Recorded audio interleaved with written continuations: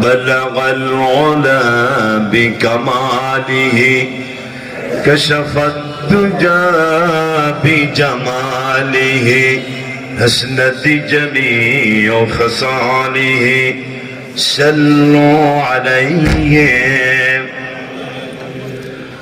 محمد مصطفى تمه حبیب بغداد ہو شفیع آسیہ مشکر کشائے رج محشر ہو بلغ العلا بکمالہ کشف الدجى بجمالہ حسنت جميع خصاله صلوا عليه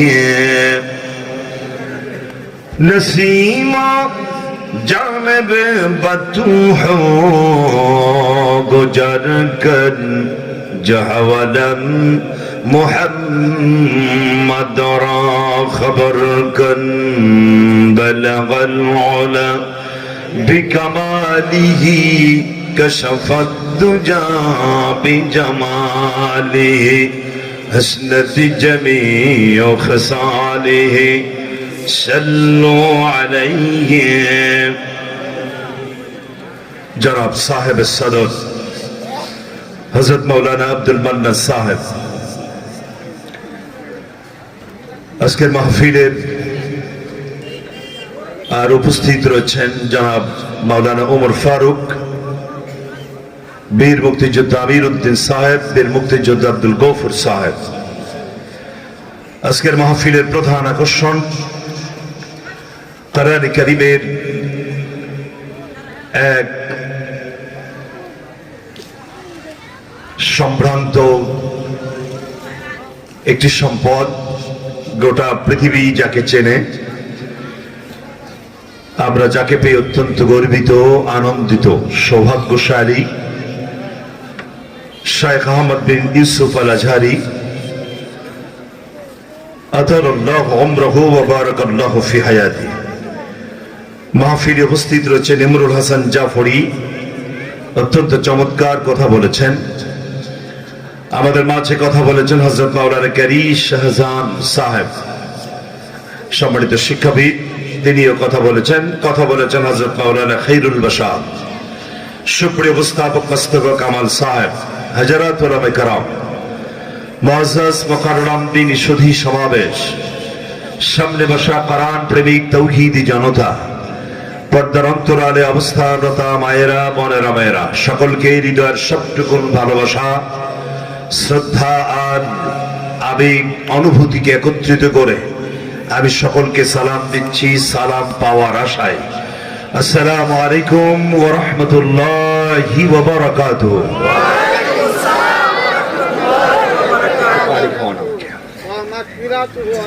আল্লাহ তাআলার মুবারক দরবারে শুকরগুজার হচ্ছি, যিনি অত্যন্ত দয়া করে এই আবহাওয়ার বৈরী পরিবেশেও অবশেষে গোটা আকাশ আল্লাহ আমাদের পক্ষে এনে দিয়েছেন।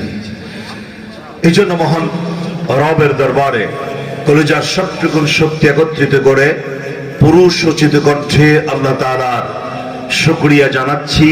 সবাই একযোগে পড়ছি আলহামদুলিল্লাহ রব্বানা লাকাল হামদ হামদান কাসীরা তয়্যিবান মুবারাকান ফি ইয়া রাব্বি লাকাল হামদু কামা ইয়ানবাগি লিজালালি ওয়াজহিকা ওয়া আযীম সুলতানি। দরুদ ও সালাম বিশ্বনেতা মুহাম্মদ পড়ছি সাল্লাল্লাহু আলাইহি ওয়াসাল্লাম।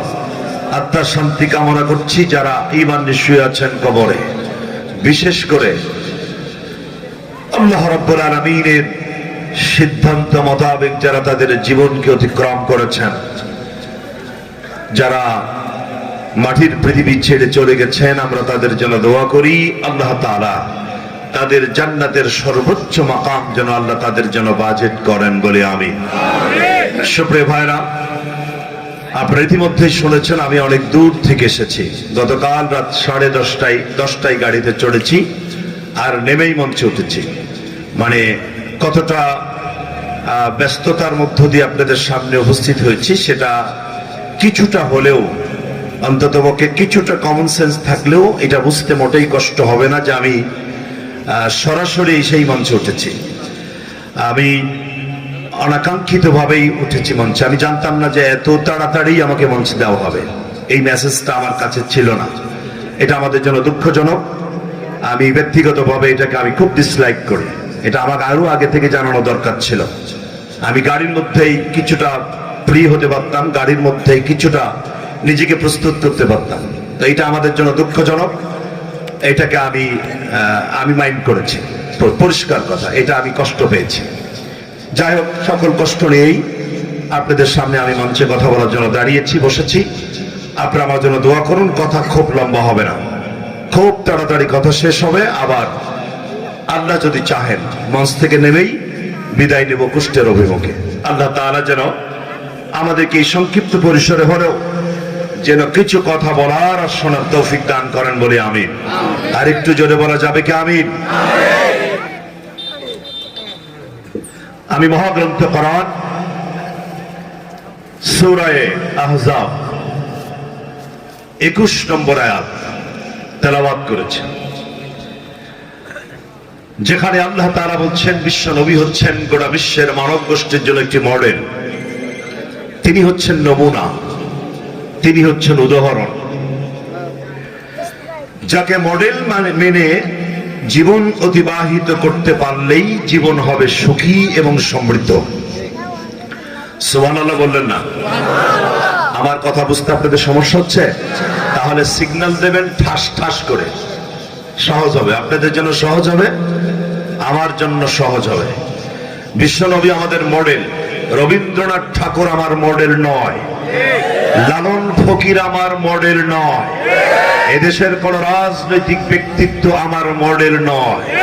আমার মডেল হচ্ছেন বিশ্বনবী মুহাম্মদ সাল্লাল্লাহু আলাইহি ওয়াসাল্লাম। এই ব্যাপারে কারো কোনো কনফিউজ থাকার কথা নয়। তার নমুনা, তাকে মডেল, আর আল্লাহ রাব্বুল আলামিনের কোরআনের আইন, এই দুটিই পারে বিশ্বের মানুষকে সুখ দিতে, সমৃদ্ধি দিতে। আমি এটা নিয়েই কথা বলবো ইনশাআল্লাহ। সম্মানিত ভাইরা, তিনি সুখ আর সমৃদ্ধি আমরা সবাই চাই। আপনারা চান কিনা? সবাইকে কথা বলতে হবে। আমরা সবাই সুখ চাই কিনা? সুখ চাই, সমৃদ্ধি চাই, কিন্তু লাইন মতো যাওয়া লাগবে। আল্লাহ তাআলা কোরআনে কারীমের মধ্যে বলছেন ওয়াল্লাযীনা কাফারু আ'মালুহুম কাসারাবিন বিকিআ। যারা সুখ চায়, সমৃদ্ধি চায়, অথচ কোরআনকে বাদ দিয়ে বিশ্বনবীর আদর্শকে মাইনাস করে যারা পৃথিবীতে সুখ চায়, সমৃদ্ধি চায়, তাদের একটি দৃষ্টান্ত আল্লাহ তাআলা দিয়েছেন কোরআনের মধ্যে। আল্লাহ বলছেন তাদের দৃষ্টান্ত হচ্ছে ওই তৃষ্ণার্ত ব্যক্তির মতো। এখন না লাগবে না। ওই তৃষ্ণার্ত ব্যক্তির মতো যার বুক ভরা তৃষ্ণা লেগেছে, পানির সন্ধানে বেরিয়েছে, বহু দূরে পানির মতন কি যেন চকচক করতে দেখতে পেয়ে তিনি দৌড়ে গেলেন। যখন তিনি সেখানে গেলেন, যা দেখছে ওটা পানি নয়, ওটা মায়া মরিচিকা, বালি কণা, পাথরের কণা। আল্লাহ রাব্বুল আলামিন বুঝাতে চাচ্ছেন পাথরের কণা বা বালি কণা দিয়ে কি কখনো তৃষ্ণার্ত ব্যক্তির তৃষ্ণা নিবারণ সম্ভব? পুরুষের মতো কথা বলেন না কেন, সম্ভব? তেমনি করে মানুষের তৈরি করা মতবাদ দিয়ে দেশ চালালে সে দেশ কখনো সুখ, সমৃদ্ধি, চোর আর ডাকাত মুক্ত একটা দেশ গঠন হতে পারে না। এটা আল্লাহ তাআলা নিজে বোঝাচ্ছেন। সুপ্রিয় ভাইরা, আমি এটাকে বোঝাবার জন্য আরেকটি দৃষ্টান্ত দিয়ে কথা শুরু করতে চাই। একজন মানুষের বাড়িতে আগুন লেগেছে। এটা হচ্ছে আপনার কলাগাঁও কোন গ্রামের কোন মানুষের বাড়িতে আগুন লেগেছে। উনি আগুনকে নিভানোর জন্য এলাকার মানুষের সহযোগিতা চাইলেন। এলাকার মানুষকে বললেন, তোমরা আমার আগুন নিভানোর কাজে সহযোগিতা করো, যার হাতে যা আছে। লোকটির ডাকে সাড়া দিলেন এলাকার সর্বস্তরের জনগণ। সবাই দৌড়াচ্ছেন, যার হাতে যা আছে তাই নিয়ে দৌড়াচ্ছেন। একজন কেরোসিনের দোকানদার, উনি কেরোসিনের দোকান থেকে কেরোসিনের ব্যারেল নিয়ে দৌড়াচ্ছেন আগুন নিভানোর জন্য, ওইটা এনে আগুনের মধ্যে ঢেলে দিলেন। আর একজন গার্মেন্টস এর মালিক শাড়ি আর লুঙ্গি ট্রাক ভরে এনে আগুনের মধ্যে ঢেলে দিলেন। আর একজন কাঠের মিলের ম্যানেজার বা মালিক কাঠের মিল থেকে কাঠের গুঁড়া, কাঠের টুকরোগুলো এনে আগুনের মধ্যে ঢেলে দিলেন। আর যার কিছু নাই হাত পাখা দিয়ে বাতাস করলেন। আমার ধারণা এভাবে আগুন নিভানো সম্ভব? সবাই জবাব দেননি। পেছনের ভাইরা আওয়াজ দিয়ে কথা বলেন, এভাবে আগুন নিভানো যাবে?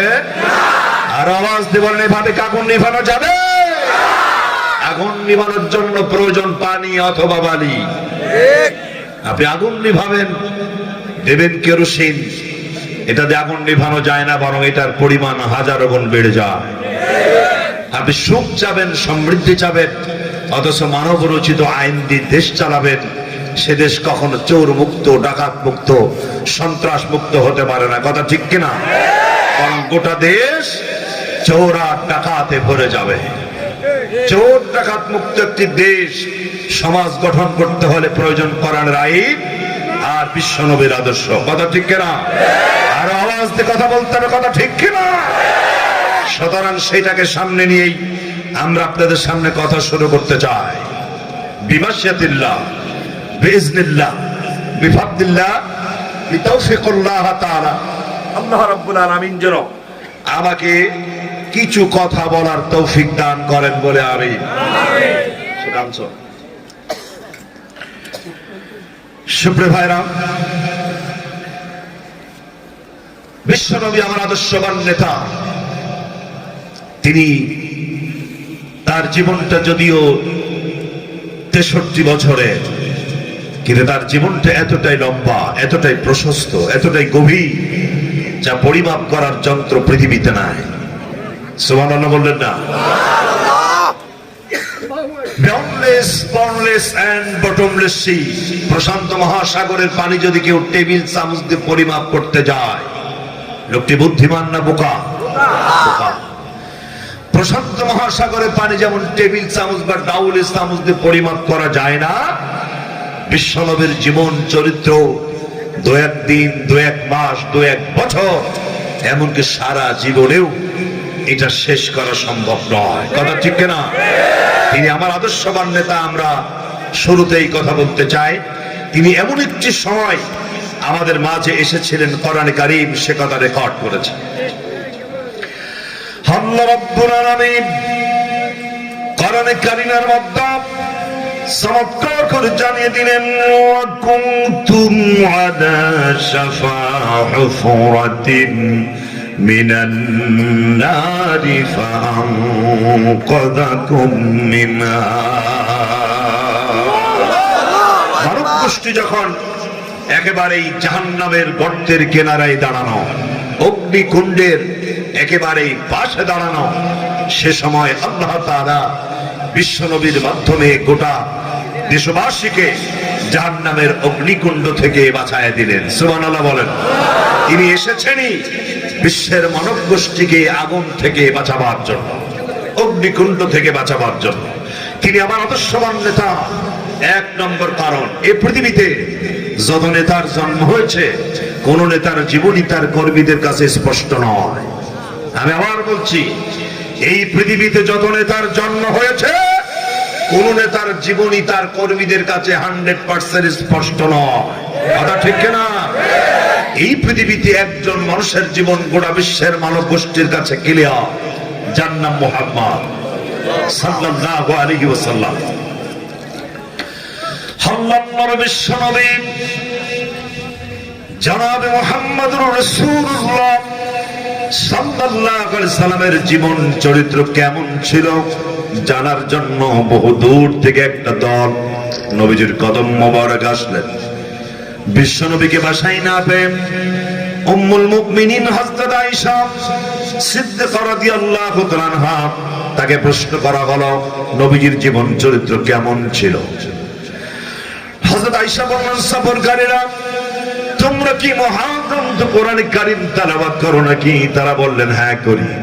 হযরত আয়েশা বলেন, কোরআন পড়ো। কোরআন বুঝে বুঝে তেলাওয়াত করো নাকি? তারা বলেন হ্যাঁ তাও করি। হযরত আয়েশা বললেন কোরআন পড়ো, কোরআন সুন্দর করে বুঝে বুঝে তেলাওয়াত করো, তারপরেও কেন এসেছো? ও সফরকারীরা শুনে রাখো, গোটা কোরআন কারীমের মধ্যে যা যা আছে আমার নবীর জীবনের মধ্যেই তাই তাই রয়ে গেছে। গোটা কোরআন হচ্ছে বিশ্ব নবীর জীবন চরিত্র, অতএব তার জীবনটা আমাদের কাছে ক্লিয়ার। কথা ঠিক কেন যারা কান? তার জীবনটা রাতের গভীরে দিনের আলোতে কোথায় কি করেছে তা আমাদের কাছে 100% ক্লিয়ার। এই জন্য তিনি আমার আদর্শবান নেতা। এটা 1 নম্বর কারণ। নাম্বার 2, তিনি আদর্শবান নেতা, তার 2 নম্বর কারণ কোরআনে কারীমের মধ্যে আল্লাহ রাব্বুল আলামিন চমৎকার করে জানিয়ে দিচ্ছেন, তার চরিত্রের গ্যারান্টি আল্লাহ নিজে দিয়েছেন। আল্লাহ রাব্বুল আলামিন কোরআনে কারীমের মধ্যে চমৎকার করে জানিয়ে দিলেন, ওয়া ইন্নাকা লাআলা খুলুকিন আযীম। তার চরিত্রের গ্যারান্টি কে দিয়েছেন? আল্লাহর নাম যদি আর একটু জোরে বলেন কবিরা করা হবে। পুরুষ উচিত কণ্ঠে বলেন নবীজির চরিত্রের গ্যারান্টি দিয়েছেন কে? আর আমাদের চরিত্রের গ্যারান্টি দেয় কেনা? Chairman member. বাহ, তো সব মুখস্থ আপনাদের। যাদের নিজেদেরই চরিত্র ঠিক নাই তারা দেয় আমাদের চরিত্রের সার্টিফিকেট। কথা ঠিক কেনা যারা কন? যারা নিজেরাই চরিত্রহীন। এই যে আজকেও একটা মিডিয়ায় দেখলাম, এক রাজনৈতিক নেতা, নামটা আমি নেব না, এটা মিলাই নেন, নিজের মেয়েকে ধর্ষণ করেছে। তার বিরুদ্ধে লক্ষ্মীপুর জেলার একটা কাহিনী আপনারা নিশ্চয় দেখেছেন। একটি রাজনৈতিক দলের নেতা সে, এই যদি হয় নেতার চরিত্র তাহলে কর্মী কেমন হবে? কথা বলে না কেন? আমার ভাইরা, বিশ্ব নবীর চরিত্রের সার্টিফিকেট দিয়েছেন আকাশের মালিক আল্লাহ নিজে। তার জীবনে, নবীজির জীবনে কোনোদিন কোনো আন্ডারলাইন নাই, কোনো মার্কিং নাই, কোনো লাল কালির দাগ নাই। সুবহানাল্লাহ। এই জন্যই তিনি আমার আদর্শবান লিডার, তিনি আমার আদর্শবান নেতা। এটা 2 নম্বর কারণ। 3 নম্বর কারণ হচ্ছে তিনি বিশ্বের সৃষ্টিকুলের জন্য একটি রহমত। কোরআন সে কথাটাও বলেছে। আমার যুবকেরা, তরুণেরা, কথাগুলো খুব ভালো করে শোনা দরকার। আল্লাহ রাব্বুল আলামিন চমৎকার করে জানিয়ে দিলেন, ওয়া মা আরসালনাকা ইল্লা রাহমাতাল লিল আলামিন। তিনি হচ্ছেন সমস্ত সৃষ্টি জগতের জন্য একটি রহমত, সবার জন্য তার দয়া আর রহমত বিশ্বের মানব গোষ্ঠীর জন্য একটি স্মরণীয়, বরণীয়। রাসূল করিম সাল্লাল্লাহু আলাইহি ওয়াসাল্লামের কাছে একটা উট এসে দাঁড়িয়ে গেল, উটের চোখে পানি। সেজন্য তার নীরব ভাষায় উটের মালিকের বিরুদ্ধে অভিযোগ করলো। সে বলতে চাইলো, আমার মালিক আমার থেকে ফায়দা লোটে কিন্তু আমাকে ঠিক মতন খেতে দেয় না। রাসূল করিম সাল্লাল্লাহু আলাইহি ওয়াসাল্লাম উটের মালিককে ডাকালেন, বললেন, তোমার উট নীরব ভাষায় আমার কাছে অভিযোগ করেছে, তুমি উটের প্রতি অবিচার করো, তার থেকে ফায়দা নাও, কাজ নিয়ে নাও, কিন্তু তাকে তুমি খেতে দাও না, এটা অন্যায়। রাসূল একটি গৃহপালিত পশু, একটি উটের জন্য তিনি রহমত। সুবহানাল্লাহ বলা যাবে? এই হচ্ছে রাসূল, তিনি আদর্শবান নেতা। আরেকটি কারণ কোরআন কারীম সে কথাও পরিষ্কার করে জানিয়ে দিচ্ছে। আল্লাহ রাব্বুল আলামিন কোরআন কারীমের মধ্যে সব কথা পরিষ্কার করে জানিয়ে দিলেন। আল্লাহ রাব্বুল আলামিন কি সুন্দর করে জানিয়ে দিলেন, কুল ইন কুনতুম তুহিব্বুনাল্লাহা ফাত্তাবিউনি ইউহিব্বুকুমুল্লাহ ওয়া ইয়াগফির লাকুম যুনুবাকুম ওয়াল্লাহু গফুরুর রহিম। আল্লাহ রাব্বুল আলামিন তার নবীকে জানিয়ে দিলেন, ইয়া রাসূলুল্লাহ, গোটা বিশ্বের মানব গোষ্ঠীকে আপনি শুনিয়ে দেন, তারা যদি আল্লাহ রাব্বুল আলামিনকে ভালোবাসতে চায়, তার আনুগত্য করতে চায়, তাহলে আমি মুহাম্মদ সাল্লাল্লাহু আলাইহি ওয়াসাল্লামের আনুগত্য অনুসরণ করো। যদি কেউ করতে পারে তাহলে আল্লাহ তাআলা তাদের ভালোবাসবেন আর তাদের জীবনের সব গুনাহ খাতাকে আল্লাহ মাফ করে দেবেন। গুনাহ মাফ করে মালিককে চিল্লায় কথা বলতে হবে, কে গুনাহ মাফ করে মালিক? আল্লাহ তাআলা গুনাহ মাফ করে মালিক, কবর নয়, মাজার নয়। মাজারে কান্নার কোনো দরকার নাই, কানবেন কার কাছে? আল্লাহ তাআলার কাছে। এই পৃথিবীতে মেম্বার বলেন, চেয়ারম্যান বলেন, এমপি বলেন, মন্ত্রী বলেন, যত চাইবেন তত বিরক্ত হয়ে যায়, না চাইলে খুশি হয়ে যায়। কিন্তু আল্লাহ রাব্বুল আলামিন তিনি তো এমন, না চাইলে তিনি বিরক্ত হন, যত চাইবেন তত তিনি খুশি হয়ে যান। সুতরাং কার কাছে চাইবেন? সব সময় আল্লাহর কাছে। তিনি মানুষকে ক্ষমা করতে পারেন। আল্লাহর নবী, বিশ্ব নবী জনাব মুহাম্মদুর রাসূলুল্লাহ সাল্লাল্লাহু আলাইহি ওয়াসাল্লামের একজন সাহাবী, নাম তার হযরত আবু হুরায়রা রাদিয়াল্লাহু তাআলা আনহু, এশার নামাজের পরে বাড়িতে প্রবেশ করছেন। হঠাৎ করে তিনি লক্ষ্য করলেন তার ঘরের সামনে একটি সুন্দরী রূপসী মহিলা ঘরের দরজার সামনে দাঁড়ানো আছে। আবু হুরায়রাকে সালাম করা হলো। সালামের জবাব দিয়ে তিনি সোজা ঘরের মধ্যে প্রবেশ করলেন। বেশ কিছুক্ষণ পর ঘরের দরজার শব্দ করা হলো। নবীজির সাহাবী দরজা খুলে দিলেন, লক্ষ্য করলেন সেই সুন্দরী রূপসী মহিলা এখনো ঘরের দরজার সামনে দাঁড়ানো আছে। আবু হুরায়রা জিজ্ঞেস করেন, তুমি এই গভীর রাত্রে আমার দরজার সামনে একাকিনী দাঁড়ানো কেন? মহিলা বললেন, আবু হুরায়রা, শয়তানের ওয়াসওয়াসা করে জিনা করে ফেলেছিলাম, গর্ভধারণ করেছিলাম, সন্তান ডেলিভারি দিয়েছিলাম। ওই সন্তান যারো সন্তান মনে করে নিজের হাতে এটাকে আমি জবাহ করে ফেলেছি। ইয়া আবু হুরায়রা, আমি অনেক গুনাহ করেছি, আমি আমার জীবনের ভুল বুঝতে পেরেছি, আমি এখন ক্ষমা পেতে চাই, আমি এখন মাপ পেতে চাই। এতগুলো গুনাহ করার পরে আমি জানতে এসেছি আল্লাহর দরবারে আমার জন্য কোন তওবার দরজা খোলা আছে নাকি? সুবহানাল্লাহ। বিশ্বনবী সাহাবী বললেন, মহিলা, আমার জানা মতে তোমার জন্য কোন তওবার দরজা খোলা থাকার কথা নয়। মহিলা কেঁদে উঠলেন, কাঁদতে কাঁদতে চলে যাচ্ছেন। যাওয়ার সময় তিনি বললেন, রব্বুল আলামিন, তুমি এই সুন্দর চেহারাকে জাহান্নামের আগুনে পোড়ানোর জন্য আমার দিয়েছো। মহিলাটি চলে গেলেন। এদিকে আবু হুরায়রা মহান চিন্তার মধ্যে পড়ে গেলেন। তিনি মনে মনে ভাবলেন, এই মহিলা যত গুনাহ করুক না কেন, গুনাহ মাফ করা মালিক দুনিয়া আর কেউ নয়। জোরে বলুন কে? আমি কেন এরকম কথা বললাম? সারা রাত আমার ঘুম হলো না। সকাল হয়ে গেল, বিশ্ব নবীর দরবারে দৌড় দিলাম। নামাজের পরে আমি সব কথা খুলে বর্ণনা করলাম। নবীজি বলেন, আবু হুরায়রা, জবাব তুমি সঠিক দিতে পারো নাই। ওই মহিলা যদি এখনো তওবা করে, এখনো ফিরে আসে, আল্লাহ তাআলার দরবারে এখনো পর্যন্ত ওই মহিলার জন্য তওবার দরজা খোলা আছে। সুবহানাল্লাহ জোরে বলা যাবে না? সুতরাং গুনাহ মাফ করে মালিকে। আরো চিল্লায় বলতে হবে, গুনাহ মাফ করে মালিকে।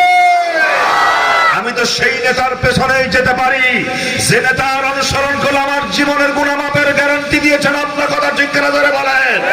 আমি তো সেই নেতার পেছনে যেতে পারি না যে নেতা নিজেই কোরআনের মধ্যে হাবুডুবু খায়। কথা ঠিক কিনা? যে নেতা নিজেই মদ পান করে, যে নেতা নিজেই নামাজের সামনে নামাজের বিপক্ষে অবস্থান করে, আলেমদের বিরুদ্ধে অবস্থান করে, ইসলাম ধ্বংস করার পরিকল্পনা যারা কোমর বেঁধে লেগেছে, তাদের পেছনে আমি যেতে পারি না। কথা ঠিক কিনা? আমি তো তার পেছনেই যেতে পারি, তাকেই অনুসরণ করতে পারি, যার অনুসরণের মধ্যে আছে আমার জীবনের গুনাহ মাফের গ্যারান্টি। তিনি হচ্ছেন মুহাম্মদ সাল্লাল্লাহু আলাইহি ওয়াসাল্লাম। এটা 4 নম্বর কারণ। এরপর আল্লাহ রাব্বুল আলামিন বলছেন তার দাম, তার মূল্য সম্পর্কে কোরআন বলছে। আমার প্রিয় ভাইরা, আমার যুবকেরা, তরুণরা, খুব ভালো করে শোনা দরকার। আল্লাহ রাব্বুল আলামিন কি সুন্দর করে জাতির জন্য পরিষ্কার করে সাফ সাফ করে জানিয়ে দিলেন, কুল বিফাদলিল্লাহি ওয়া বিরহমাতিহি ফাবিযালিকা ফালইফরাহু ওয়া খায়রুম মিম্মা ইয়াজমাউন।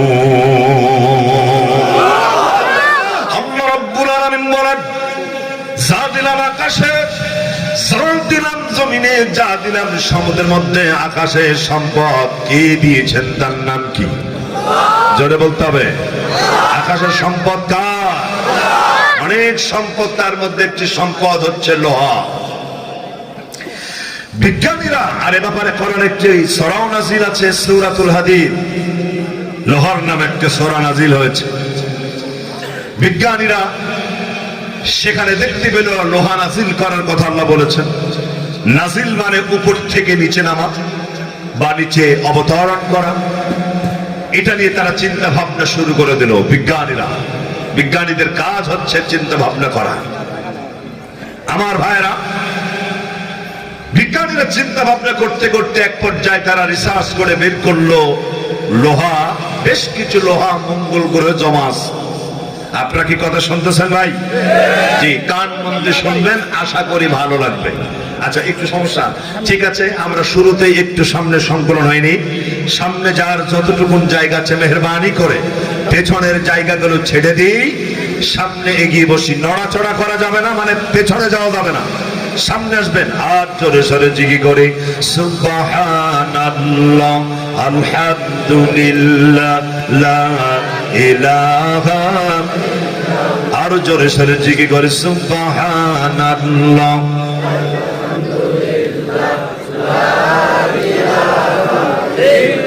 লা ইলাহা ইল্লাল্লাহ মুহাম্মাদুর রাসূলুল্লাহ।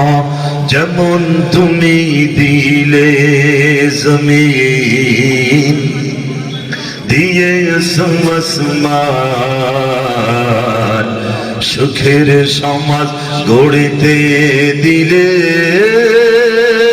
তেমনি কোরআন তোমার দয়া ফুরান, দয়া ফুরান, দয়া ফুরান। তৃষ্ণা নিবারণে দিলে স্বচ্ছ সাধু পানি, জঠুর জ্বালা জুড়াতে ফল ফসল জানি। তৃষ্ণা নিবারণে দিলে স্বচ্ছ সাধু পানি, জঠুর জ্বালা জুড়াতে ফল ফসল জানি। পথেরি দিশাই তেমনি দিলে, পথেরি দিশাই তেমনি দিলে, রাসূলে আকরাম,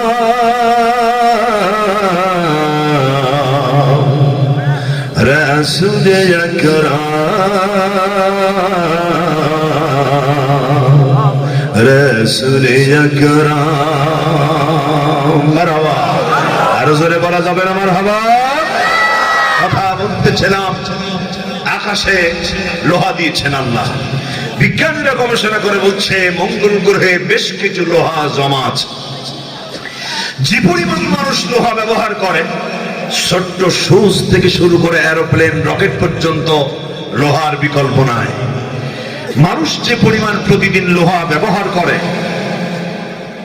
মানুষ এই পরিমাণ লোহা যদি মঙ্গল গ্রহের লোহা দিয়ে তাদের জীবন পরিচালনা করতে চায়, অন্তত 100 কোটি বছর শুধু মঙ্গল গ্রহের লোহা দিয়েই বিশ্বের মানুষ তাদের প্রয়োজন মেটাতে পারবে। সুবহানাল্লাহ হলো না ভাই? সুবহানাল্লাহ হয় না?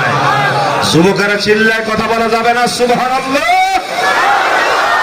যা দিলাম জমিনে, জমিনে আল্লাহ তাআলা দিয়েছেন অনেক কিছু। আপনারা আমাদের কুষ্টিয়ার ভাষায় গোদাম বলা হয়, অথবা স্ট্রোক ব্যবসা করে, স্ট্রোকের ব্যবসা, যেটা ওই যে গুদামজাত, তাই তো? ঠিক আছে তো ভাই? আমি কুষ্টিয়ার মানুষ, আপনারা সুনামগঞ্জের মানুষ, একেবারে ভারত সংলগ্ন। আমার ভাষা বুঝতে গিয়ে আপনাদের ঝামেলা হয়? আচ্ছা ঠিক আছে। গুদামজাত মানুষ গুদামের মধ্যে ধান, পাট, আলু, ভুট্টা এই ধরনের সম্পদ জমা করে ব্যবসা করে। আর আল্লাহ রাব্বুল আলামিন, যার আরেকটি নাম হচ্ছে গোডাউন, আমার আল্লাহ রাব্বুল আলামিনের গোদাম বা গোডাউন, এই যে মাটি, এর মধ্যে স্বর্ণ, এর মধ্যে রৌপ্য, এর মধ্যে ইউরেনিয়াম, এর মধ্যে তেল, এর মধ্যে গ্যাস, এর মধ্যে স্বর্ণ, এর মধ্যে আপনার কয়লা, সুবহানাল্লাহ বলা যাবে? এগুলো মালিক কে? আল্লাহ তাআলা। যাদের পানিতে পানিতে আল্লাহ তাআলা অনেক সম্পদ দিয়েছেন, তার মধ্যে একটি সম্পদ হলো মাছ। প্রাণীবিজ্ঞান গবেষণা করে বলছেন, তারা তো গবেষণা করে কথা বলে, ঠিক কিনা বলেন? আমাদের মতন গাজায় টান মারে কথা বলে না, ঠিক কিনা? জোরে কোন? গাজায় টান মারে কথা বলেই এ কথা বলা যায় যে করোনা ভাইরাসের থেকে আমরা শক্তিশালী। এসব হচ্ছে বোতল খাওয়া পার্টি, বোঝেন নাই কথা? আর একজন বলছে প্রধানমন্ত্রী থাকতে করোনা ভাইরাস নিয়ে আমরা কোনো চিন্তা করি না। সবগুলো বিয়াদব, কথা বলো না কেন? সবগুলো বিয়াদব। আর এই বিয়াদবে দেশ ছেয়ে গেছে। আমার ভাইয়েরা, আমার বন্ধুগণ, কথা বলতেছিলাম পানিতে দিয়েছেন আল্লাহ সম্পদ। বিজ্ঞানীরা বলছেন তার মধ্যে একটি সম্পদ হলো মাছ। তারা বলছেন অন্তত 16,000 রকমের মাছের ব্যবস্থা করেছেন আল্লাহ। সুবহানাল্লাহ, আরো জোরে বলা যাবে না? তার মধ্যে একটি মাছ হচ্ছে ইলিশ মাছ। এই মাছের কেজি কত? আপনারা যে কেটাই আওয়াজ দেন মনে হচ্ছে ইলিশ কপালে জোটে নাই আর কি। ইলিশের দাম কত? 1000, 1200, 1500 টাকা কেজি। অবশ্য এটা কখনো কখনো 4000, 5000 টাকা কেজি হয়ে যায়। কোন দিনগুলোতে? পহেলা বৈশাখে, ঠিক কিনা জানে কোন? পহেলা বৈশাখ, 31st নাইট, তারপরে 14ই ফেব্রুয়ারি বিশ্ব ভালোবাসা দিবস, এ ধরনের নোংরা দিবস আমার বাংলাদেশে উদযাপন করা হয়। কথা বলতে হবে সবাইকে, কথা ঠিক কিনা? বিশ্ব ভালোবাসা দিবস। সারা বছর যাদের ভালোবাসা নাই, যারা মাকে মা বলে ডাকে না, যারা তাদের স্ত্রীর সাথে সময় দেয় না, যারা তার বাবাকে বাবা বলে ডাকে না, বাবা আমার জায়গা যারা বৃদ্ধাশ্রমে দেয়, তারাই ঘটা করে বছরে একটা দিন ভালোবাসা দিবস উদযাপন করতে পারে। কথা ঠিক কিনা? মুসলমানের প্রত্যেকটি ঘন্টা ভালোবাসাই ভরা, মুসলমানদের প্রতিটা দিন ভালোবাসাই ভরা, আমরা আমাদের প্রত্যেকটা মিনিট ভালোবাসাই ভরা, আমাদের প্রত্যেকটা সেকেন্ড ভালোবাসাই ভরা। সুতরাং 14ই ফেব্রুয়ারির মুখে আমরা লাঠি মারি, কথা ঠিক কিনা? এটার সাথে আমাদের কোনো সম্পর্ক থাকার কথা নয়। কথা বলতেছিলাম, যা দিলাম জমিনে, যা দিলাম পানিতে, যা দিলাম আকাশে, আল্লাহ বুঝছেন। তার অর্থ তারা নয় আল্লাহ রাব্বুল আলামিন এই আয়াতে কারিমার দ্বারা বুঝাতে চাচ্ছেন, যা দিলাম আকাশে, যা দিলাম জমিনে, যা দিলাম পানির মধ্যে, সমস্ত সম্পদ যদি দাড়িপাল্লার এক প্রান্ত উঠানো হয় আর বিশ্বনবী মুহাম্মদ সাল্লাল্লাহু আলাইহি সাল্লাম এই সম্পদ যদি দাড়িপাল্লার আর এক প্রান্ত উঠায় দেওয়া হয়, আল্লাহ রাব্বুল আলামিন বলেন তমাম পৃথিবীর সমস্ত সম্পদের চাইতে আমার নবীর মর্যাদা অবশ্যই বেশি হয়ে যাবে। যার দাম আকাশ আর জমিনের মধ্যে সব থেকে বেশি, সেই তো আমার নেতা। কথা বলা না কেন? এটাই আমার আদর্শ। তার আদর্শই বুকে ধারণ করে একেবারে রান্নাঘর থেকে শুরু করে গণভবন, বঙ্গভবন পর্যন্ত জীবন পরিচালনা করতে চায় আমরা। কথা ঠিক কিনা জোরে কর? তবেই সুখ হবে, তবেই শান্তি হবে। আল্লাহ রাব্বুল আলামিন কোরআন কারীমের মধ্যে চমৎকার করে জানিয়ে দিলেন, কুল ইয়া আইয়ুহান নাস ইন্নী রাসূলুল্লাহি ইলাইকুম জামিআ। তিনি শুধু বাংলাদেশের নেতা নয়, শুধু ইন্ডিয়ার নেতা নয়, শুধু আমেরিকা বা ব্রিটেনের নেতা নয়, তিনি গোটা দুনিয়ার নেতা। সুবহানাল্লাহ বলেন। এই জন্য তিনি আমার আদর্শবান নেতা। তার আদর্শ বুকে নিয়েই সামনে চলতে চায়। বলেন না ইনশাআল্লাহ। এবার 6 নম্বর কারণ, তিনি আদর্শবান নেতা। তার 6 নম্বর কারণ, বিরক্ত হচ্ছেন আপনারা? 6 নম্বর কারণ কোরআন বলছে।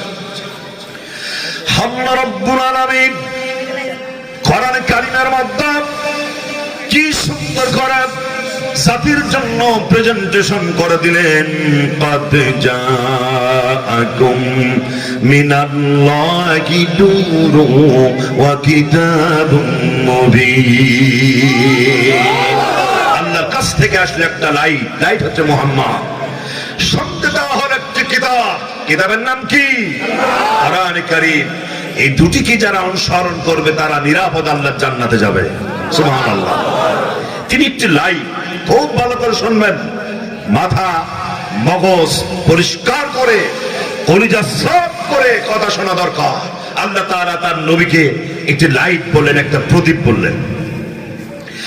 আল্লাহ রাব্বুল আলামিন বিশ্ব নবীকে আকাশের সূর্যের সঙ্গে তুলনা করলেন না, পূর্ণিমার চাঁদের সঙ্গে তুলনা না করে, আর তারপরে তারকা পুঞ্জর সঙ্গে তুলনা না করে তুলনা করলেন একটি চেরাগের সাথে, একটি মোমবাতির সঙ্গে, একটি লাইটের সঙ্গে। কারণ হলো আকাশের সূর্য যদি চিন্তা করে আর চেষ্টা করে, কিয়ামত পর্যন্ত এই পৃথিবীর আর একটি সূর্যের জন্ম দিতে পারবে না। পারবে নাকি? একটি চাঁদ আর একটা চাঁদের জন্ম দিতে পারবে নাকি? আরে ভাই কথা কন না কেন? একটি তারকার একটি তারকার জন্ম দিতে পারবে নাকি?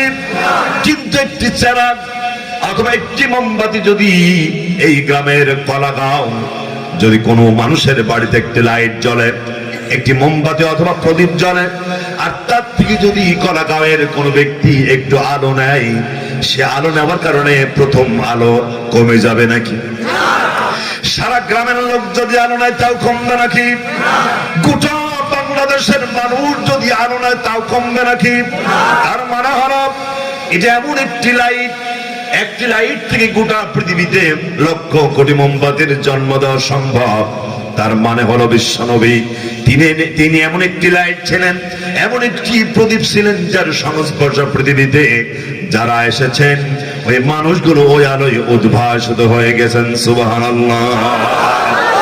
আল্লাহর নবী বিশ্বনবী তিনি বলছেন, আমি যখন রাতের গভীরে 500 থেকে শুরু করে 5000 বছর বয়সের জিনদের সামনে, যারা তাওরাত শুনেছে, জব্বর শুনেছে, যারা ইনজিল কিতাব শুনেছে, এই ধরনের প্রবীণ অনেক বয়স্ক জিনেরা যখন রাতের গভীরে আমার কণ্ঠে কোরআনে কারীম তেলাওয়াত শুনেছে, জিনেরা এই কথা না বলে পারে নাই, ইন্না সামি'না কুরআনান আজাবা।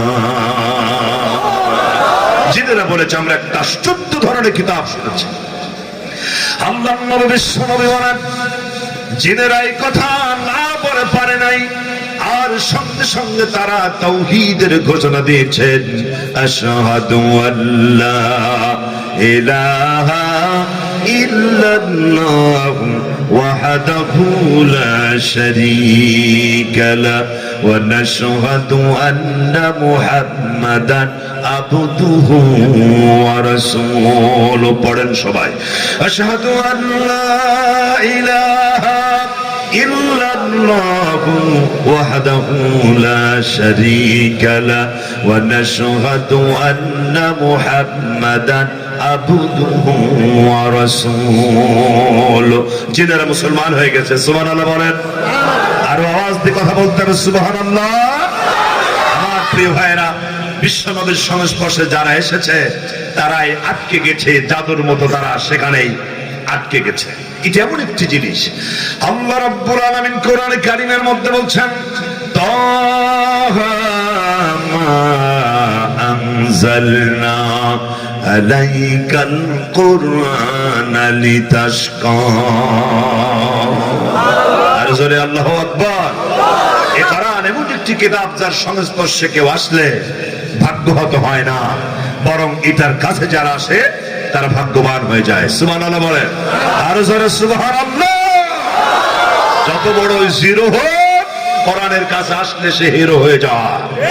আর যত বড় হিরো হোক, কোরআনের বিপক্ষে গেলে আজ হোক কাল হোক সে জিরোই পরিণত হয়ে যায়।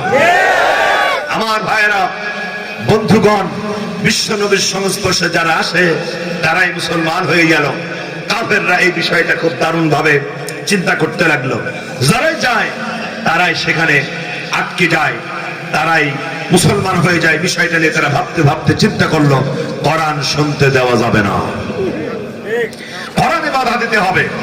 সেই বাধা সেখানেই শেষ হয়েছে, আজ আর বাধা দেওয়া হয় না। জি, 4-5 জন বললেন কোরআনের মাহফিলে কি বাংলাদেশে বাধা দেওয়া হয়? এত আস্তে কথা বলেন কেন? বাধা দেওয়া হয়। এই বাংলাদেশে নাটকে বাধা নাই, যাত্রা প্যান্ডেলে বাধা দেওয়া হয় না, গানের প্যান্ডেলে বাধা দেওয়া হয় না, সপ্তকারে বাধা দেওয়া হয় না, নাটকের নাচের প্যান্ডেলে পুলিশ দিয়ে পাহারা দেওয়া হয়, আর কোরআনের মাহফিলে বাধা দেওয়া হয়। কথা ঠিক কিনা ধরে বলে? নারায়ে তাকবীর, নারায়ে তাকবীর, আল কোরআনের আলো, সংসদে আলো, নারায়ে তাকবীর। আমার ভাইরা, আল্লাহর নামে স্লোগান দিতে ভয় হচ্ছে নাকি? পেছনের ভাইরা একটু হাত তোলেন তো, পেছন, একদম পেছন, পেছন। ঠিক আছে, আলহামদুলিল্লাহ। তো সব জীবিত হতে আছেন, তো মাঝে মধ্যে এরকম হচ্ছে কেন? ভয়টাই হচ্ছে না তো?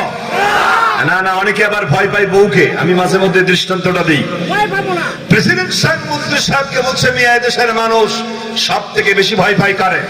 মন্ত্রী বললেন, স্যার এদেশের মানুষ সব থেকে বেশি ভয় পায় বউকে। প্রেসিডেন্ট খুব মন খারাপ করলেন। তিনি বললেন, তোমার জবাবে আমি চরম ব্যথিত হলাম, তোমার কথার সত্যতা প্রমাণ করতে হবে। যদি ব্যর্থ হও, চাকরি আর কল্লা দুইটা একসাথে যাবে। মন্ত্রী খুব বিপদের মধ্যে পড়ে গেলেন। লিফলেট ছাপালেন, হ্যান্ডবিল ছাপালেন, প্রচার মিডিয়ার সব মিডিয়ায় জানিয়ে দিলেন, বউকে তোমরা যারা বেশি ভয় পাও তোমরা দাঁড়াবে এদিকে, আর বউকে যারা আদৌ ভয় পাও না তারা দাঁড়াবে এদিকে। প্রেসিডেন্ট এসে দেখে সব মানুষ এদিকে দাঁড়ানো, যেদিকের লোকজন বউকে খুব বেশি ভয় পায়। অবশ্য অপোজিশনে একটা দুর্বল শুকনা শাকনা একটা কাবু মানুষ, একটি গরিব মানুষ, উনি একা একা একদিক দাঁড়ায় আছে, লোকটি বউকে ভয় পায় না। প্রেসিডেন্ট সাহেব সেই লোকটিকে বলছে, বেটা সব মানুষ বউকে ভয় পায়, তো তুমি পাও না কেন? লোকটি বলছেন, রাজামশাই বউকে ভয় পাই কিনা এটা আমি জানি না, তবে বাড়ির থেকে বেরোনোর সময় বউ আমাকে পরিষ্কার করে বলে দিয়েছে যে সবাই দাঁড়াবে যেদিকে, তুমি দাঁড়াবে তার বিপরীত দিকে। তাই আমি এদিক দাঁড়ায় আছি, তবে বউকে ভয় পাই কিনা আমি জানি না। হিসাব করে দেখা যাচ্ছে এই লোকটি বউকে বেশি ভয় পায়। ঠিক কিনা জোরে খান? আমরা ভয় পাবো কাকে? আপনারা ভয় পাবেন কাকে? পুরুষের মতন আওয়াজ দিয়ে বলতে হবে, আমার জীবনের মালিকে, আমার মরণের মালিকে।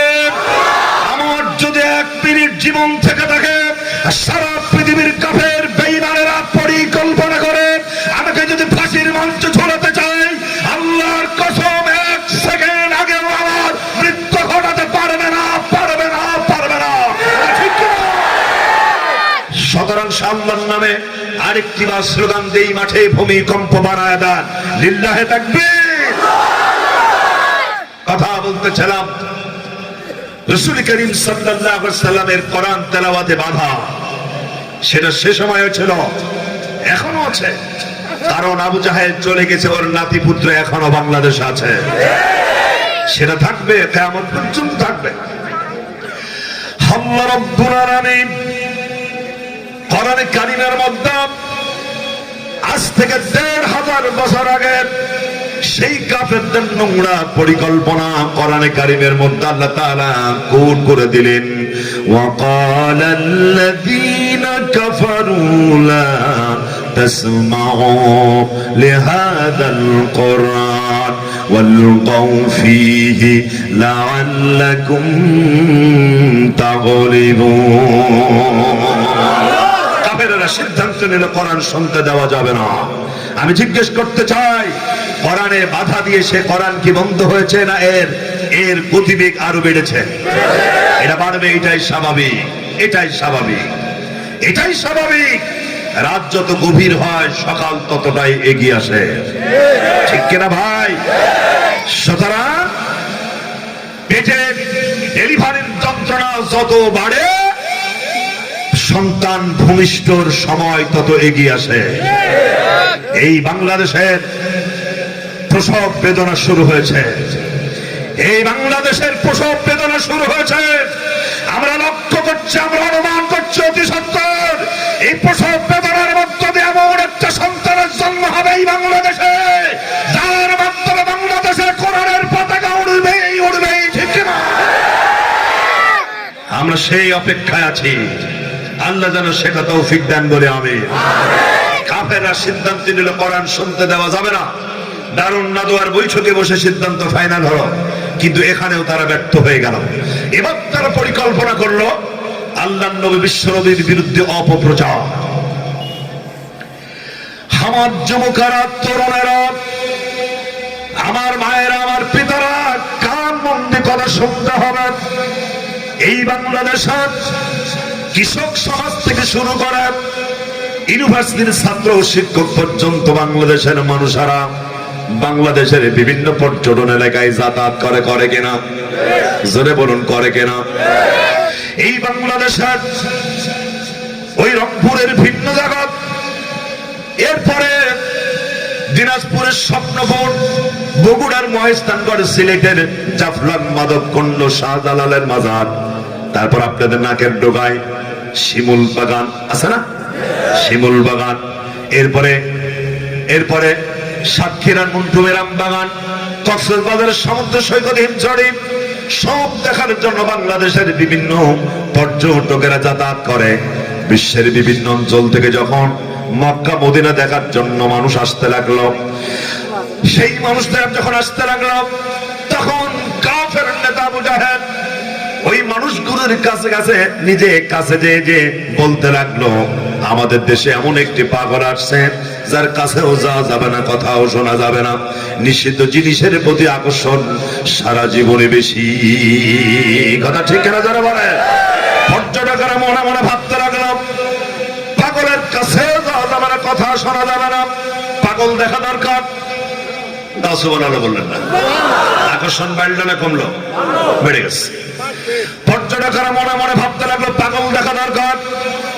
তারা বলছেন, আমরা দূর থেকে যখন বিশ্ব নবীকে দেখেছি, নবীজি কোরআনের দাওয়াত, কোরআনের মিশন দিয়া যখন ক্লান্ত পরিশ্রান্ত দেহ নিয়ে, ঘর্মাক্ত শরীর নিয়ে সূর্যের আলোর নিচে বসে আছেন, বিশ্ব নবীর ঘামের বিন্দুগুলো দেখে মনে হচ্ছে এটা ঘামের বিন্দু নয়, মনে হচ্ছে মুক্তার দানা দিয়া আল্লাহ তাআলা নিজের হাতে বিশ্ব নবীর চেহারাকে ধরে ধরে সাজিয়ে রেখেছেন। পর্যটকেরা মনে মনে চিন্তা করতে লাগলো, পাগলের মাথার চুল থেকে এলোমেলো, কিন্তু এই লোকটির চুল তো এলোমেলো নয়, কি সুন্দর থরে থরে সাজানো। পর্যটকেরা মনে মনে চিন্তা করতে লাগলো, পাগলের দাঁতে থাকে সাদা, আর এই লোকটির দাঁতে তো সাদা নয়, বরং এক একটি দাঁত এক একটি মুক্তার দানা। পর্যটকেরা মনে মনে চিন্তা করতে লাগলো, পাগলের শরীর থেকে বেরোই দুর্গন্ধ, আর এই লোকটির শরীর থেকে বেরোচ্ছে সুঘ্রাণ সৌরভ। আমার প্রিয় বন্ধুগণ, আমার প্রিয় ভাইরা, রাসূল বলছেন, হযরত আলী বলেন, বিশ্ব নবী যদি সকালবেলা রাস্তা দিয়ে হেঁটে যেতেন, বিকেল বেলার মানুষরা ওই রাস্তা দিয়ে হাঁটতে গেলে তারা অনুমান করতেন, তারা বুঝতে পারতেন আল্লাহ নবী বুঝি আজকের দিনের কোন একটি অংশে এই রাস্তা দিয়ে হেঁটে গেছেন। তার মানে সকাল থেকে সন্ধ্যা পর্যন্ত সুঘ্রাণ ছড়ানো থাকতো। আর আমার দেশের নেতারা হেঁটে গেলি গাজার গন্ধে টিকায় যায় না। কথা আসতে বলেন কেন? এই জন্য একজন গাজাখোর আমার মডেল হতে পারে না, একজন মদখোর আমার কখনো আদর্শ হতে পারে না, একজন বেনামাজি কখনো আমার আদর্শবান মডেল হতে পারে না। কথা ঠিক কিনা? আমার আদর্শবান নেতা হচ্ছেন তিনি। সকালবেলা হেঁটে গেলে বিকেল পর্যন্ত সুঘ্রাণ ছড়ানো থাকতো। নাম কি তার? মুহাম্মদ সাল্লাল্লাহু আলাইহি ওয়াসাল্লাম। আমার প্রিয় বন্ধুগণ, ওমর চিন্তা করতে লাগলো, পাগলের আগের কথার সঙ্গে পরের কথার কোনো মিল থাকার কথা নয়। আগের লাইনের পরের লাইনের কথা দুই রকম ভিন্ন হয়ে যায়, একরকম তো মনে হয় না। আপনারা পাবদান মেন্টালে যায় দেখেন, পাগলে আগে কি বলে আবার একটু পরে তার উল্টা বলে, কথাটা ঠিক না জোরে বলেন? পর্যটকেরা সেটাই ভাবতে লাগলো, তারা বলতে লাগলো মনে মনে, পাগলের আগের কথার সঙ্গে পরের কথার কোনো মিল থাকার কথা নয়। কিন্তু এই লোকটি তো কথা বলেন, কি সুন্দর সায়েন্টিফিক কথা, কি কনস্ট্রাকটিভ কথা, কি সুন্দর সাবলীল ভাষায়, প্রাঞ্জল ভাষায়, কি সুন্দর বস্তুনিষ্ঠ, চমৎকার করে সাজিয়ে গুছিয়ে এত সুন্দর করে কথা বলে। পর্যটকেরা বলেন, বিশ্বনবীর জবান থেকে সুন্দর সাজানো গোছানো গঠনমূলক বিজ্ঞান ভিত্তিক কথা শুনতে শুনতে আমাদের জবান থেকে আমাদের অজান্তে বেরিয়ে আসলো, আশহাদু আল্লাহ ইলাহা ইল্লাল্লাহ ওয়াহদাহু লা শারীকা লাহু ওয়া নাশহাদু আন্না মুহাম্মাদান আবদুহু ওয়া রাসূলুহু। পড়েন সবাই, আশহাদু আল্লা ইলাহা ইল্লাল্লাহু ওয়াহদাহু লা শারীকা লাহু ওয়া নাশহাদু আন্না মুহাম্মাদান আবদুহু ওয়া রাসূলুহু। যাদের হৃদয়ে আছে আল্লাহর ভয়, তারা কভু পথ ভুলে যায় না। পড়া যাবে সবাই? সবাই একদম শেষ পর্যন্ত সবাই পড়েন। যাদের হৃদয়ে আছে আল্লাহর ভয়, তারা কভু পথ ভুলে যায় না। আল্লাহর প্রেম ছাড়া এই দুনিয়ায় কারো কাছে কোনো কিছু চাই না। কথা ঠিক না? রাতের আধারে যারা সিজদাতে রায়, দু চোখের আশ্রুতে নদী যেন বায়। রাতের আধারে যারা সিজদাতে রায়, দু চোখের আশ্রুতে নদী যেন বায়। ছলনার হাত সানি যতই আসুক, ছলনার হাত সানি যতই আসুক, পেছনে ফিরেও তাকাই না। যাদের হৃদয়ে আছে আল্লাহর ভয়, তারা কভু পথ ভুলে যায় না। আল্লাহর প্রেম ছাড়া এই দুনিয়ায় কারো কাছে কোনো কিছু চাই না। কথা ঠিক না? আরো জোরে, আরো জোরে, ঠিক কিনা? কথা বলতেছিলাম, এখানেও কাফেররা ব্যক্ত হয়ে গেল। এবার তারা পরিকল্পনা নিল আল্লাহর নবীকে কিছু ঘুষ দেওয়া। অপারেটর কমাই দিলে নাকি? না না, কমাই না ভাই, আমি অনেক দূর থেকে আসছি, অসুস্থ। আমাকে আস্তে করে কথা বলবা, জোরে কথা বল, যাতে ডেলিভারি দেয়। কথা বলতেছিলাম, বিশ্বনবীকে ঘুষ দেওয়া একটি সিদ্ধান্ত নিল কাফেরেরা। আমার নবীকে ঘুষ দেওয়ার জন্য তারা তিনটি জিনিস, উঠা বসা করা যাবে না কেউ ভাই, ছোটখাটো কামগুলো ভেতরে সারবেন। আমি কুষ্টিয়াতে আসছি ভাই, আমি এখন ওই কাম করি নাই। বসেন, বসেন, ওঠা বসা করা যাবে না। আমার ভাইরা, কথা বলতেছিলাম, আল্লাহ নবী বিশ্বনবীকে ঘুষ দেওয়ার জন্য কাফেররা তিনটি জিনিসের প্রস্তাবনা আবু তালেবের মাধ্যমে পাঠালো। নাম্বার ওয়ান, এক নম্বর, কাফেররা প্রস্তাবনা দিল আবু তালেবের মাধ্যমে। এক নম্বর প্রস্তাবনা, নবীজি যদি কোরআনের দাওয়াত বন্ধ করে দেয়, তাহলে আমরা তাকে সব থেকে সুন্দরী নারী হাতে তুলে দেব। নাম্বার টু, সে যদি তাওহীদের দাওয়াত বন্ধ করে দেয়, তাহলে সব থেকে ধনী তারে বানায় দেব আরব ভূখণ্ডে। তিন নম্বর হল, শুধু যদি সে এই কোরআনের আন্দোলন বন্ধ করে দেয়, তাহলে তাকে রাষ্ট্রীয় ক্ষমতাও দান করা হবে। আমি আপনাদের জিজ্ঞেস করতে চাই, নবীজি তিনটি জিনিসের বিনিময়ে ইসলামের দাওয়াত দিয়ে তিনি বন্ধ করে দিয়েছিলেন নাকি? না, তিনি তা দেন নাই, বরং তিনি চাচা আবু তালেবকে শুনিয়ে দিলেন। চাচা প্রস্তাবনাকারীদেরকে শুনিয়ে দেন, যা দেওয়া সম্ভব তা তো দূরের কথা, যা দেওয়া সম্ভব নয়। সুন্দরী নারী দেওয়া সম্ভব, অর্থ সম্পদ মালিক বানানো সম্ভব, রাষ্ট্রীয় ক্ষমতা দেওয়া সম্ভব, এটা তো দূরের কথা, যা দেওয়া সম্ভব নয়। যেমন সূর্য, আকাশের সূর্য যদি তারা আমার ডান হাতে এনে দেয়, আর পূর্ণিমার চাঁদ যদি তারা আমার বাম হাতে এনে দেয়, এক হাতে সূর্য আর এক হাতে চন্দ্র পাওয়ার পরেও আল্লাহর কসম আমি মুহূর্তের জন্য তাওহীদের দাওয়াত দেওয়া বন্ধ করে দেব না। নবীজি ঘুষ খেয়েছিলেন, আরো জোরে নবীজি ঘুষ খেয়েছিলেন। এই জন্য তিনি আদর্শবান নেতা। আমরা খাই, জি হ্যাঁ, আসতে বছর সবাই দলের লোক মনে হচ্ছে আর কি। ঘুষ খায় কিনা সমাজের লোক? কিছু অফিসার আছেন, দেখেন ওই যে একজন ভদ্রলোক রমজান মাসে ইফতারের কিছুক্ষণ আগে অফিসারের সাথে দেখা করতে এসেছেন। অফিসারকে সালাম দিয়ে বললেন, স্যার একটা চাকরির জন্য কিছু টাকা চাইছিলেন, ওটা আমি আনছি। অফিসার খুব রেগে গেছে, লোকটিকে বলছে, বেটা বিয়াদব, তুই জানিস না এটা রমজান মাস? তো বলছে, স্যার আপনি তো চাইছিলেন আর আনছি তো, এখন করবো কি? অফিসার বলছেন, ঠিক আছে টেবিলের ডয়ারে রেখে দে, ইফতার না করা পর্যন্ত এটা হাতে নেওয়া যাবে না। ইফতার করব তারপরে হাতে নেব। লোকটি টেবিলের ডয়ারে টাকা রেখে বললেন, স্যার যা করলেন আমার একটি গল্পের কথা মনে পড়ে গেল। অফিসার বলছেন, শোনাও। লোকটি বলছেন, একজন ব্যক্তি খুব পাকা আম, দুধ আর ভাত একসাথে মিশায় খাচ্ছেন, তো ভাতের রং হয়ে গেছে আমশাই রোগীর পায়খানার মতো। ছেলেকে ডেকে বলছে, বলটু কি নাম? এরকম নাম আছে না সমাজে? এই নামগুলো পাল্টায় রাখবেন ভাই। কেন এরকম নাম রাখলেন? এত সুন্দর সুন্দর নাম থাকতে বলটু, আব্দুর রহমান, আব্দুল্লাহ, রাসূল বলছেন এটা আল্লাহর কাছে সব থেকে বেশি প্রিয় নাম। সুবহানাল্লাহ বললেন না? তো আব্দুল্লাহ নাম চোখে বাঁধলো না, আব্দুর রহমান চোখে বাঁধে নাই, সাইফুজ্জামান চোখে বাঁধলো না, তো চোখে বাঁধছে পল্টু। এগুলো বাদ দিবেন। আমি নামের ব্যাপারে কথা বলতে গেলে আমাদের আরো সময় লাগবে। আমি বলবো, কিয়ামতের দিন নাম যদি ভালো হয়, বিশেষ বিবেচনায় আল্লাহ আপনাকে জান্নাত দান করবেন। সুবহানাল্লাহ আরেকটু জোরে বলতে হবে। সুতরাং নামটা ভালো হওয়া দরকার। নামের প্রভাবটা জীবনের প্রতি পড়ে। নাম যাদের সুন্দর, তার জীবনের প্রতি একটি সুন্দর বাতাস বয়ে যায়। সুবহানাল্লাহ। কথা বলতেছিলাম, ছেলেকে বলছে বল্টু, বল্টু বলছেন, জি বাবা। বলছে, চামচ নিয়ে আয়। ছেলে বলছেন, বাবা চামচ কি হবে?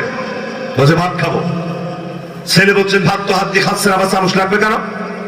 বারবার প্রশ্নের সম্মুখীন হয়ে বাবা বিরক্ত হয়েছে।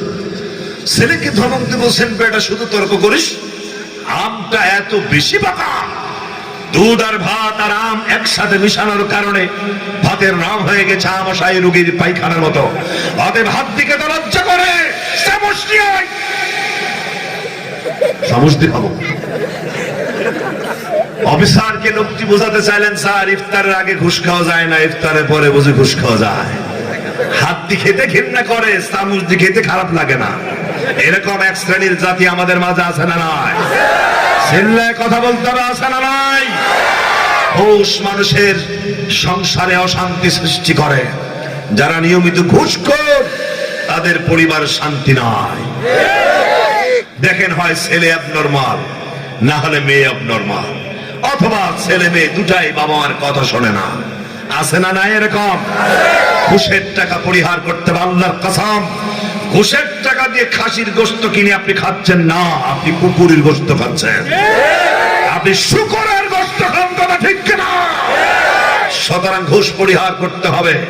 যারা ঘুষখোর, দেখেন একটা বিধবা ভাতা এলাকায় আছে কিনা আমি জানি না, একটা বিধবা ভাতা দিতে গিয়েও চেয়ারম্যান মেম্বাররা ঘুষ খায়। একটা বয়স্ক ভাতা বানায় দিতে গেলে চেয়ারম্যান মেম্বাররা ঘুষ খায়। কথা আসতে বললেন কেন? যারা বিধবা, ইয়েতিম, মিসকিনকে ভাতা দিতে গিয়ে তার পার্সেন্টেজ নেয়, এর থেকে ছোট লোকের বাচ্চা, ফকিরের বাচ্চা দুনিয়ার কেউ হতে পারে না। আমার নবী, বিশ্ব নবী এই ঘুষ কখনো খান না। এই জন্য তিনি আদর্শবান নেতা। তাকে টাকা দিয়ে, পয়সা দিয়ে, লোভ লালসা দেখায়া, ভয় ভীতি দেখায়া ইসলাম থেকে চুল পরিমাণ দূরে সরানো যায় না। গেছে? যারে বরং গেছে? যায় না। সুতরাং ইসলামী আন্দোলন করতে গেলে একটু ঝামেলা হবে। ছোট্ট মোমবাতি বাতাসের থাপ্পড়ে নিভে যায়, আগুনের কুণ্ডলী বাতাসটাকে খাবার মনে করে। যারা দুর্বল ইমানদার চাকরি যাবে, ইমামতি যাবে, ভয় হয়, কিন্তু যারা সত্যিকার ইমানদার তারা এগুলিকে ওয়েলকাম করে। ওয়েলকাম কথা আসতে বললে হবে না, কথা ঠিক না? সুতরাং কোরআনের পক্ষে থাকতে গেলে, ইসলামী আন্দোলন করতে গেলে, ইসলামী আন্দোলন করে জীবন এই ইসলামী সমাজ ব্যবস্থা কায়েম করতে গেলে জেল হতে পারে, জরিমানা হতে পারে, ফাঁসির মঞ্চ তৈরি হতে পারে, রিমান্ড আসতে পারে, চাকরি যেতে পারে, বাড়ি ঘর ছাড়তে হতে পারে। এরপরেও মুহূর্ত ধরে ইসলামী আন্দোলন কোরআনের আন্দোলন থেকে এক চুল পরিমাণ দূরে সরে যাওয়া যাবে না।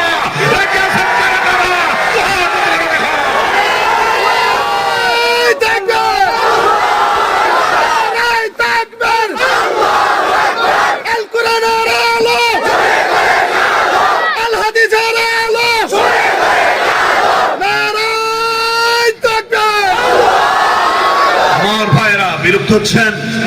রাগ করেন না তো? কথা বলতেছিলাম, বিশ্ব নবী মুহাম্মদ সাল্লাল্লাহু আলাইহি সাল্লামকে ঘুষ দিতে গিয়ে তারা ব্যর্থ হলো।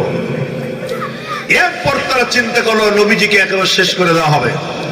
দারুন নদওয়ার বৈঠকে 24 জন নেতা বসে সিদ্ধান্ত ফাইনাল করলো আজ রাতেই রাসূলকে শেষ করে দেওয়া হবে। আমি আপনাদের জিজ্ঞেস করতে চাই, মৃত্যুর ফয়সালা জমিনে না আসমানে? আমার প্রিয় বন্ধুগণ, কথাগুলো কান বন্ধে শুনতে হবে।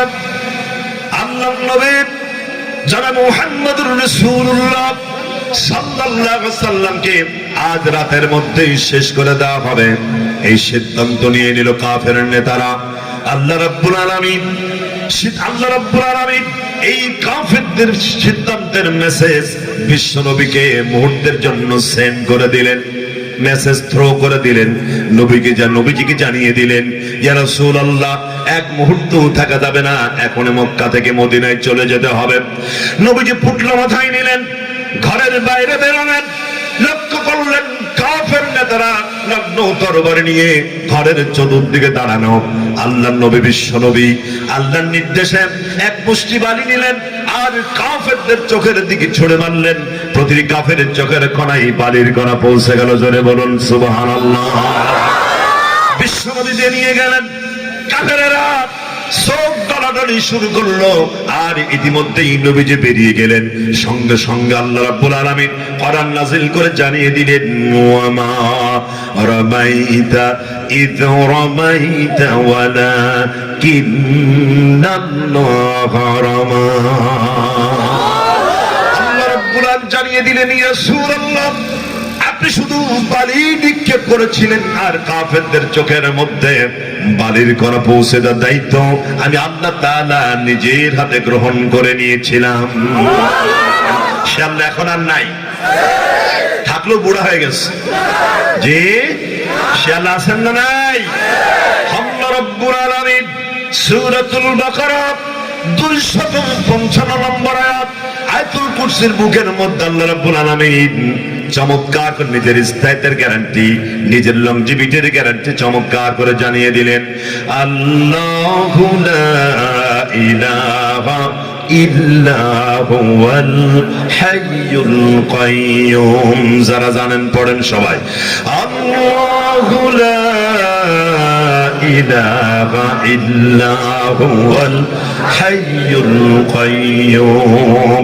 আল্লাহর নবী বিশ্ব নবী বলেন, কোরআনের মধ্যে যতগুলো আয়াত কারিমা আছে সব থেকে দামি, সব থেকে সেরা আয়াত আয়াতুল কুরসি। যে ব্যক্তি প্রতি ফরজ নামাজের পরে আয়াতুল কুরসি বুঝে বুঝে তেলাওয়াত করবে আর বুকে ফুক লাগাবে, নবীজি বলছেন কিয়ামতের দিন আল্লাহ তাআলা ওই বান্দা বান্দির ব্যাপারে সিদ্ধান্ত নেবেন আর আল্লাহ তাআলা ওই লোকটিকে জান্নাত দিয়ে দেবেন। সুবহানাল্লাহ। তিনি তো চিরঞ্জীব, তিনি চিরস্থায়ী, তিনি ছিলেন, তিনি আছেন, তিনি থাকবেন, যার শুরু নাই, যার শেষ নাই, যিনি ঘুমান না, যিনি ঝিমান না, যিনি আকাশ আর জমিন চালাতে গিয়ে কখনো দুর্বল হয়ে যান না। জোরে বলা যাবে নাকি তার নাম কি? এরকম আল্লাহ কয়জন? সবাই ছোট্ট একটি সূরার মধ্যে আল্লাহ রাব্বুল আলামিন নিজের ডেফিনেশন চমৎকার করে জানিয়ে দিলেন, কুল হুয়াল্লাহু আহাদ। জানেন না আপনারা? পড়েন সবাই, কুল হুয়াল্লাহু আহাদ আল্লাহুস সামাদ লাম ইয়ালিদ ওয়া লাম ইউলাদ ওয়া লাম ইয়াকুল লাহু কুফুয়ান আহাদ। বিশ্বনবী বলেন, ছোট্ট একটা সূরা গোটা কোরআনে কারীমের 1/3, 3 ভাগের 1 ভাগ। তার মানে হলো যে ব্যক্তি ছোট্ট সূরাটি একবার তেলাওয়াত করবেন, সেজন্য গোটা কোরআনে কারীমের 10 পারা তেলাওয়াতের সমান সওয়াব পাওয়া গেল। সূরাটি আরেকবার পড়া যাবে ভাই?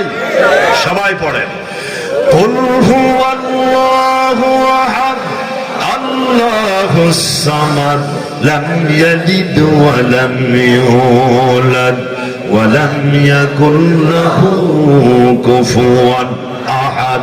আরেকবার পড়া যায়? পড়েন, কুল হুয়াল্লাহু আহাদ আল্লাহুস সামাদ লাম ইয়ালিদ ওয়া লাম ইউলাদ ওয়া লাম ইয়াকুল লাহু কুফুয়ান আহাদ। বিশ্বনবীর ভাষ্য অনুযায়ী, নবীজির কথা অনুযায়ী এই কোরআনে কারীম আমরা যারা ছোট্ট সূরাটি 3 বার তেলাওয়াত করেছি, বোঝার চেষ্টা করেছি, নবীজির কথা অনুযায়ী আমাদের আমলনামায় এই মুহূর্তে গোটা কোরআন তেলাওয়াতের সমান সওয়াব লিখে দেওয়া হয়েছে। আরো জোরে, আরো জোরে, আরো জোরে, জোরে সোরে জিকির করে সুবহানাল্লাহ আলহামদুলিল্লাহ। জায়গা নাই, কোথায় বলবো? একটু আরেকটু আগানো যায় কি ভাই? কিছুক্ষণের মধ্যে আপনাদের মেহমান আসবেন, আপনারা প্রাণ করে কোরআন তেলাওয়াত শুনবেন। দয়া করে একটু একটু একটু এগিয়ে আসা যাবে ভাই? আর একটু এগিয়ে আসুন, আর যে কোজ করুন সুবহানাল্লাহ আলহামদুলিল্লাহ লা ইলাহা, আরো জোরে সোরে জিকির করে সুবহানাল্লাহ। ওঠা বসা, হ্যাঁ, বাইরে যাওয়া যাবে না ভাই, পালানো যাবে না, সামনে আসুন, পেছনে নয়। জোরে সোরে জিকির করে সুবহানাল্লাহ আলহামদুলিল্লাহ লা ইলাহা ইল্লাল্লাহ মুহাম্মাদুর রাসূলুল্লাহ। তুমি আসমানে থাকো প্রভু, আমি জমিনে, তবু তোমারি প্রেম জমে হৃদয় গহীনে। আমি তোমারি গোলাম গো, অন্য কারণা, আলিমুল গায়েব তুমি, মালিক রব্বানা। আল্লাহ আল্লাহ আল্লাহ আল্লাহ আল্লাহ আল্লাহ আল্লাহ আল্লাহ। জোরে বলি মারহাবা। ওই আল্লাহর নামে আরেকবার স্লোগান দিয়ে দিন, লিল্লাহি তাকবীর। একেবারে কলিজার শব্দ কোন শক্তি দিয়ে, সর্বোচ্চ পাওয়ার দিয়ে আল্লাহ তাআলার নামে স্লোগান দিয়ে এই মাঠে আরেকবার ভূমিকম্প বানায় দেন, লিল্লাহি তাকবীর। কথা বলতেছিলাম বিশ্বনবী সম্পর্কে, মনে আছে আপনাদের? তিনি আমাদের আদর্শবান নেতা, তিনি আমার লিডার। তার আদর্শ যদি আমরা মানতে পারতাম তাহলে আমরা সুখ সমৃদ্ধি পেতাম। আজ যুবকেরা কোন নেতার পেছনে দৌড়াও? যেই নেতা তোমার হাতে কোরআন তুলে দেওয়ার পরিবর্তে মদের বোতল তুলে দিয়েছে, তুমি তার পেছনে দৌড়াও। ও যুবকেরা, তোমাকে চিন্তা করতে হবে তুমি কোন নেতার পেছনে দৌড়াও, যে তোমার হাতে কলম তুলে দেওয়ার পরিবর্তে অস্ত্র তুলে দিয়েছে, যে তোমাকে নারী দিয়ে, মদ দিয়ে, টাকা দিয়ে তোমার জীবনটাকে ধ্বংস করে চলছিল। তোমার নেতা হতে পারে না, তোমার পরিবার দুষ্পন্থায় কিচ্ছু হতে পারে না। কথা ঠিক কিনা?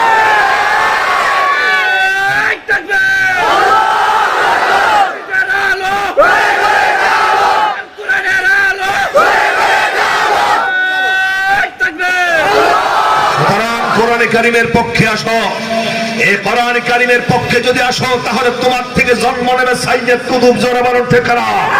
এই কোরআনের সমাজ যদি গঠন হয়, সমাজ যদি ভরে দেবে সাইয়্যিদ কুতুবের মতো, খান জাহান আলী, শাহজালাল, শাহবরাত, এরপরে ইমাম হাসান, ইমাম হুসাইন, ইমাম বুখারী, ইমাম আবু হানিফার মতো দেশ রক্ত, দেশ বরেণ্য সন্তানের জন্ম দেবে, কথা ঠিক না?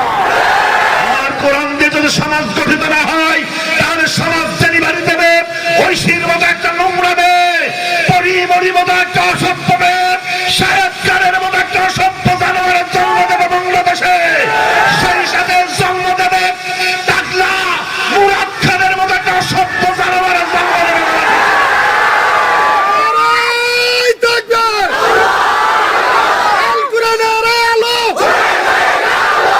ইসলামের শত্রুরা, ইসলামের শত্রুরা, সুতরাং বিশ্বনবী মুহাম্মদ সাল্লাল্লাহু আলাইহি ওয়াসাল্লাম বেরিয়ে গেলেন, সঙ্গে একজন ছিলেন, নাম তার আবু বকর। আবু বকরকে সাথে করে তিনি আল্লাহর কাছে দোয়া করলেন। সেই দোয়া আজ কোরআনের মধ্যে কোড আছে, আছে না? কি সুন্দর করে রাসূল দোয়া করলেন। আল্লাহ রাব্বুল আলামিন সেই দোয়া আজও কোরআনে কারীমের মধ্যে আল্লাহ রাব্বুল আলামিন কোড করে দিলেন, ওয়া কুর রাব্বি আদখিলনি মুদখালা সিদকি ওয়া আখরিজনি মুখরাজা সিদকি ওয়াজআল লি মিন লাদুনকা সুলতানান নাসীরা। বিশ্বনবী আল্লাহ রাব্বুল আলামিন এই কাফেরের গোষ্ঠী যেই শক্তির কারণে আমার মায়ের জমিন, বাবার জমিন, মাতৃভূমি থেকে আমাকে বের করে দিল, রব্বুল আলামিন তুমি সেই শক্তি আমারে দান করো। আল্লাহ নবীর এই প্রার্থনা আল্লাহর দরবারে মঞ্জুর হয়ে গেল। নবীজি আল্লাহ তাআলা বিশ্ব নবীকে মদিনার প্রেসিডেন্ট বানায় দিলেন। ক্ষমতা কে দেন? আল্লাহ। নাম শুনে বলেন এখানে ক্ষমতা দেন কে? ক্ষমতা দেন আল্লাহ। আছে না কোরআনে? আল্লাহ রাব্বুল আলামিন কোরআনে কারীমের মধ্যে সব কথা পরিষ্কার করে জানিয়ে দিলেন। তাবারাকাল্লাযী বিয়াদিহিল মুলক ওয়া হুয়া আলা কুল্লি শাইইন কাদির। সমস্ত রাজত্বের চাবিকাঠি কার হাতে? এটা তিনি যারে খুশি দেন, যার থেকে ইচ্ছা তিনি এটা ছিনিয়ে নেন। আছে কোরআনে। আল্লাহ রাব্বুল আলামিন এই কোরআনে কারীমের মধ্যে কি সুন্দর করে জাতির জন্য প্রেজেন্টেশন করে দিলেন। কুলিল্লাহুম্মা মালিকাল মুলকি তুতিল মুলকা মান তাশা ওয়া তানজিউল মুলকা মিম্মান তাশা ওয়া তুইজ্জু মান তাশা ওয়া তুযিল্লু মান তাশা। আল্লাহ রাব্বুল আলামিন জানিয়ে দিলেন, আমি রাজাধিরাজ, আমি সম্রাট সম্রাট, আমি মালিকুল আমলাক, আমি রাজার রাজা, বাদশার বাদশা, যাকে খুশি ক্ষমতা দান করি, আর বেয়াদবি করলে কান ধরে নামায় দেই। ব্যাপারটা কার? আরো জোরে, আরো জোরে, আরো জোরে। ক্ষমতায় গেছি বলে চিন্তা করার সুযোগ নাই, ক্ষমতা আর কোনোদিন যাবে না। আল্লাহ যদি নারাজ হয়ে যায় আর আপনার ক্ষমতার চেয়ার নাট দিয়ে স্ক্রু দিয়ে যত টাইট দেন, গাছের শুকনা পাতার মতো উড়ে চলে যাবে। কথা বলতে হবে, ঠিক কিনা? এই পৃথিবীতে অনেক বড় বড় নেতা, তাদেরও জীবনে দুর্দশা গেছে, যায় নাই? দক্ষিণ আফ্রিকার প্রেসিডেন্ট নেলসন ম্যান্ডেলা 17 বছর জেলখানায় ছিল। কথা বলে না কেন? তারপরে অং সান সুচি, সেও তো জেলখানায়। কথা বলে না কেন? আমার ভাইয়ের এই বাংলাদেশের সাদ সাহেব, তিনিও সামরিক শাসক হয়েও জেলখানায় কারারুদ্ধ জীবন যাপন করেছে। এটাই তো নিয়ম, এটাই তো পৃথিবী। ডোনাল্ড ট্রাম্প, তারও এখন যাচ্ছে একটা দুর্দশা অবস্থা, দুশ্চিন্তা একটা অবস্থা। সেই চিন্তা যে আমার জীবনে আর হবে না, এ কথা কি বলা যায়? আমি অসুস্থ আছি, আর কোনোদিন সুস্থ হব না, এ কথা বলা যায় না। আবার সুস্থ আছি, আর কোনোদিন অসুস্থ হব না, সে কথাও বলা যায় না। আজ ক্ষমতায় আছি, এ ক্ষমতা কোনোদিন যাবে না, কথা বলা যায় না। আবার আমরা মুসলমান আজ ক্ষমতায় নাই, আমাদেরকে আল্লাহর ক্ষমতা এই বিশ্বাস যে সামনে এগিয়ে যেতে হবে, আস্থার বিশ্বাসের পাহাড় নেই। কথা বলতেছিলাম, ক্ষমতা দেওয়ার মালিক হলো না, ক্ষমতা দেওয়ার মালিক সে আল্লাহ আছেন না এখনো? ক্ষমতা দেওয়ার মালিক আল্লাহ। ক্ষমতায় গিয়ে বেমালুম আল্লাহকে ভুলে গেলে হবে না। ক্ষমতায় গিয়ে তুমি যা ইচ্ছা তাই করতে পারো না। তোমার ক্ষমতা আছে বলে যা খুঁজে তাই করতে পারো না। তোমার ক্ষমতা আছে বলে আজ বিসমিল্লাহর ব্যাপারে কথা বলেছো। তোমার ক্ষমতা আছে বলে ইসলামের বিরুদ্ধে তুমি কোরআনকে দিয়ে দিয়েছো। তোমার ক্ষমতা আছে বলে আলেমদেরকে বিনা কারণে ধরে গ্রেফতার করে ফাঁসির মঞ্চে ঝুলিয়ে নগ্নতা প্রকাশ করেছো। তোমার ক্ষমতা আছে বলে ইসলামী আন্দোলনকে শেষ করার জন্য কোমর বেঁধে লেগেছো। শুনে রাখো, সময় একদিন আসবে পালাবার দলের গর্ত খুঁজে পাবো না তোমরা।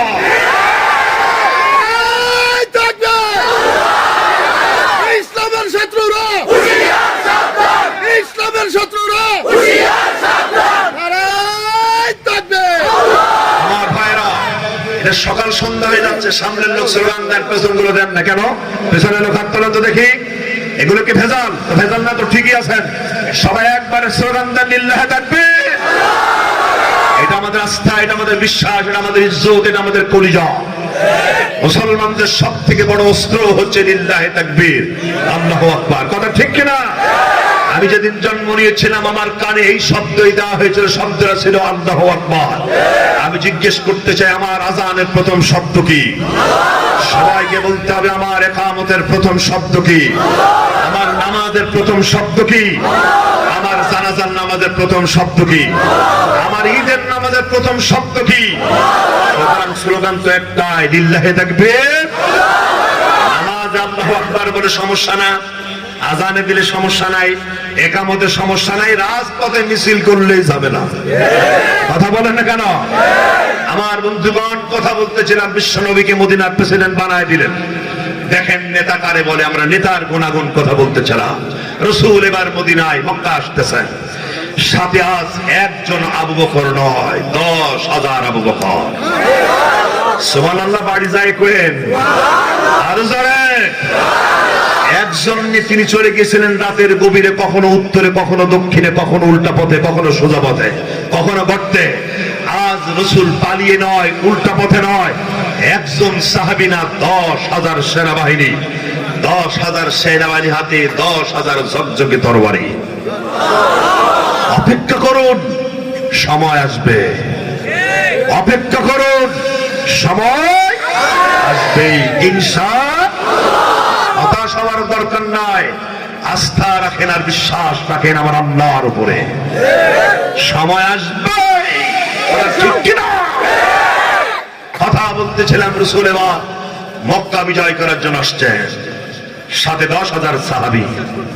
নবীজি বললেন, নেতা কারে কয়? দেখেন নেতা কারে কয়, তিনি কেন আদর্শবান নেতা?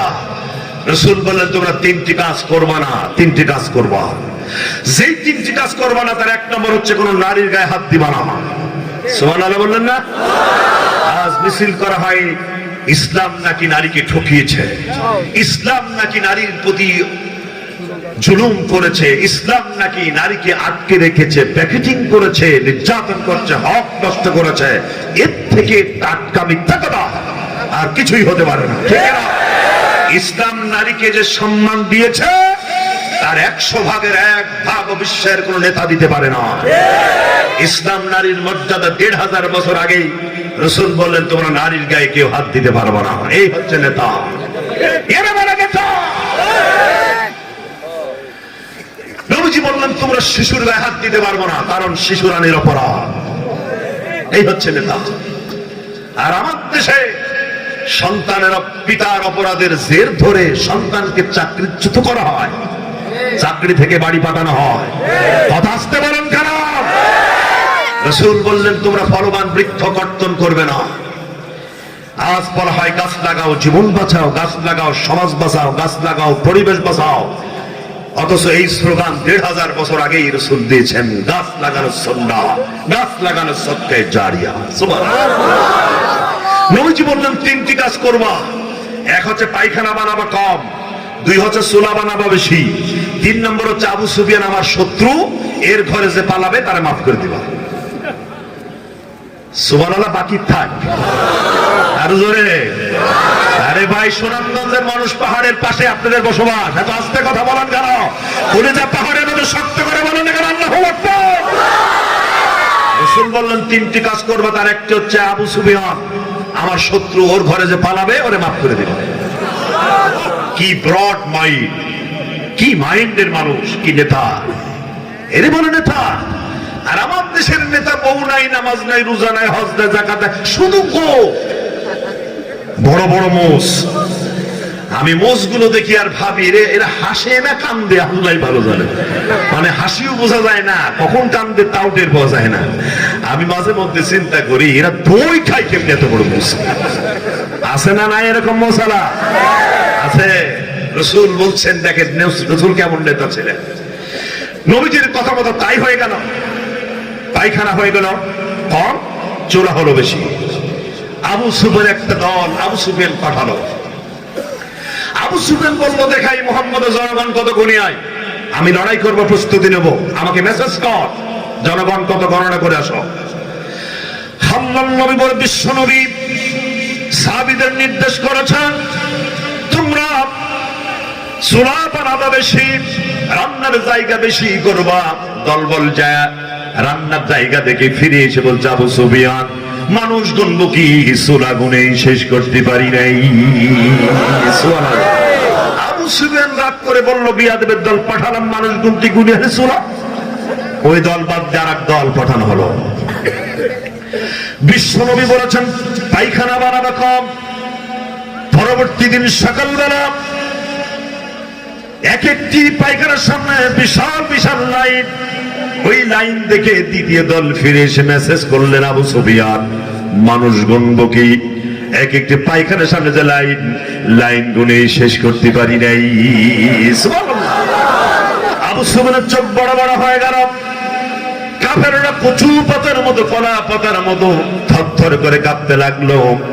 কেউ বা ইসলাম কবুল করার জন্য সিদ্ধান্ত নিয়ে নিল, কেউ কাবা ঘরের মধ্যে আশ্রয় নিল, কেউ আবু সুফিয়ানের ঘরের মধ্যে আশ্রয় নেয়, আবার কেউ পালিয়ে চলে যাচ্ছে, অন্যত্রে পালাবার জন্য চিন্তা করছে। নবীজির সামনে একটা বুড়ি ধরা পড়ে গেল।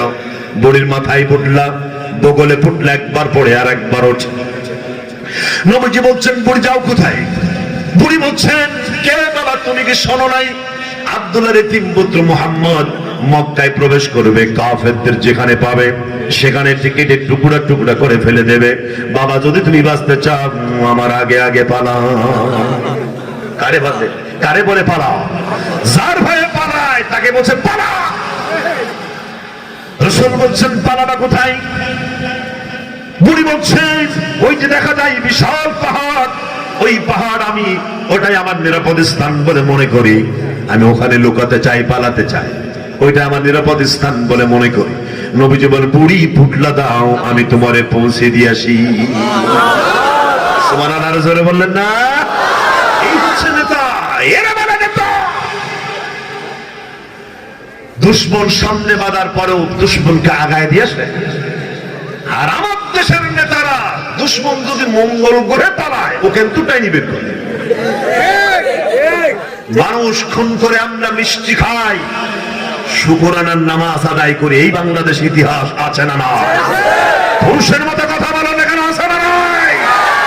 যারা মানুষ খুন করে মিষ্টি বিতরণ করে, তারা নেতা হওয়ার কোয়ালিটি রাখে না। ইম্পসিবল। নেতৃত্বের কোয়ালিটি এটা নয়। আল্লাহর নবী বিশ্ব নবী বুড়িকে বললেন, বুড়ি পুটলা গুলো দাও, আমি তোমারে পৌঁছে দিয়েছি। নবীজি পুটলা দিলেন, বুড়ির পেছনে পেছনে যায়। বুড়ি যাচ্ছেন আগে আগে। আসল জায়গায় যাওয়ার পরে বুড়ি বলছেন, বাবা এটা আমার পালানোর জায়গা, আমার বুঝাইয়া দাও। আল্লাহর নবী বিশ্ব নবী পুটলা দিয়ে তিনি চলে আসতেন, আর বুড়ি আসল থেকে পয়সা বের করে নবীজির পারিশ্রমিক দিতে চাইলেন। আল্লাহর নবী বলেন, বুড়ি পয়সা লাগবে না, পয়সা লাগবে না। এই হচ্ছে নেতা। আমরা হলে পুটলা সহ গায়ে কথা কন না কেন? কোভিড-19 জন্য প্রধানমন্ত্রী 87,000 কোটি টাকা প্রণোদনা ঘোষণা করলেন, সেই টাকাও মেরে খেল। অনেকের চোখের নিচে, অনেকের খাটের নিচে, অনেকের পুকুরের মধ্যে। ফকিরের বাচ্চা ফকির দরিদ্র মিসকিন এতিমদের টাকা মেরে খায়। এই সমস্ত নেতারা দেশের জায়গায় গেলে কি করে দেশের কাজ করবে? আমার বন্ধুগণ, আমার প্রিয় ভাইরা, কথা বলতেছিলাম, নবীজি বললেন পয়সা লাগবে না। বুড়ির চোখ তো কপাল উঠে গেছে। বিশ্বনবীর বক্তব্য শোনেন, বুড়ির চোখ উঠে গেল কপালে। বুড়ি বলছেন, বাবা পেছন দিক থেকে আমার ফুটলা গুলো নেই, কেটে বড় নাই, এটা তো আমার কপাল, পয়সা দেবে না। কে বাবা তোমার পরিচয়টা একটু জানতে চায়। আল্লাহ নবী বললেন, বুড়ি যার ভয়েতে মক্কা নগর ছেড়ে এই পাহাড়ে আশ্রয় নিচ্ছেন, আমি তো সেই এতিম নবী মুহাম্মদুর রাসূলুল্লাহ। বুড়ির চোখ বড় বড় হয়ে গেল। বুড়ি বলছেন, বাবা এত বাজে কথা তোমার ব্যাপারে আমাকে শোনানো হয়েছে, আমি যেন বিশ্বাস করতে পারি না। তোমাকে দেখতে দেখতে আমার চোখ বিস্ফারিত হয়ে গেল, আমার চোখ অবশ হয়ে যাচ্ছে, ক্লান্ত হয়ে গেল। আমি আর কাফের থাকলাম না, মুসলমান হয়ে গেলাম। লা ইলাহা ইল্লাল্লাহ মুহাম্মাদুর রাসূলুল্লাহ। জোরে লা ইলাহা ইল্লাল্লাহ, লা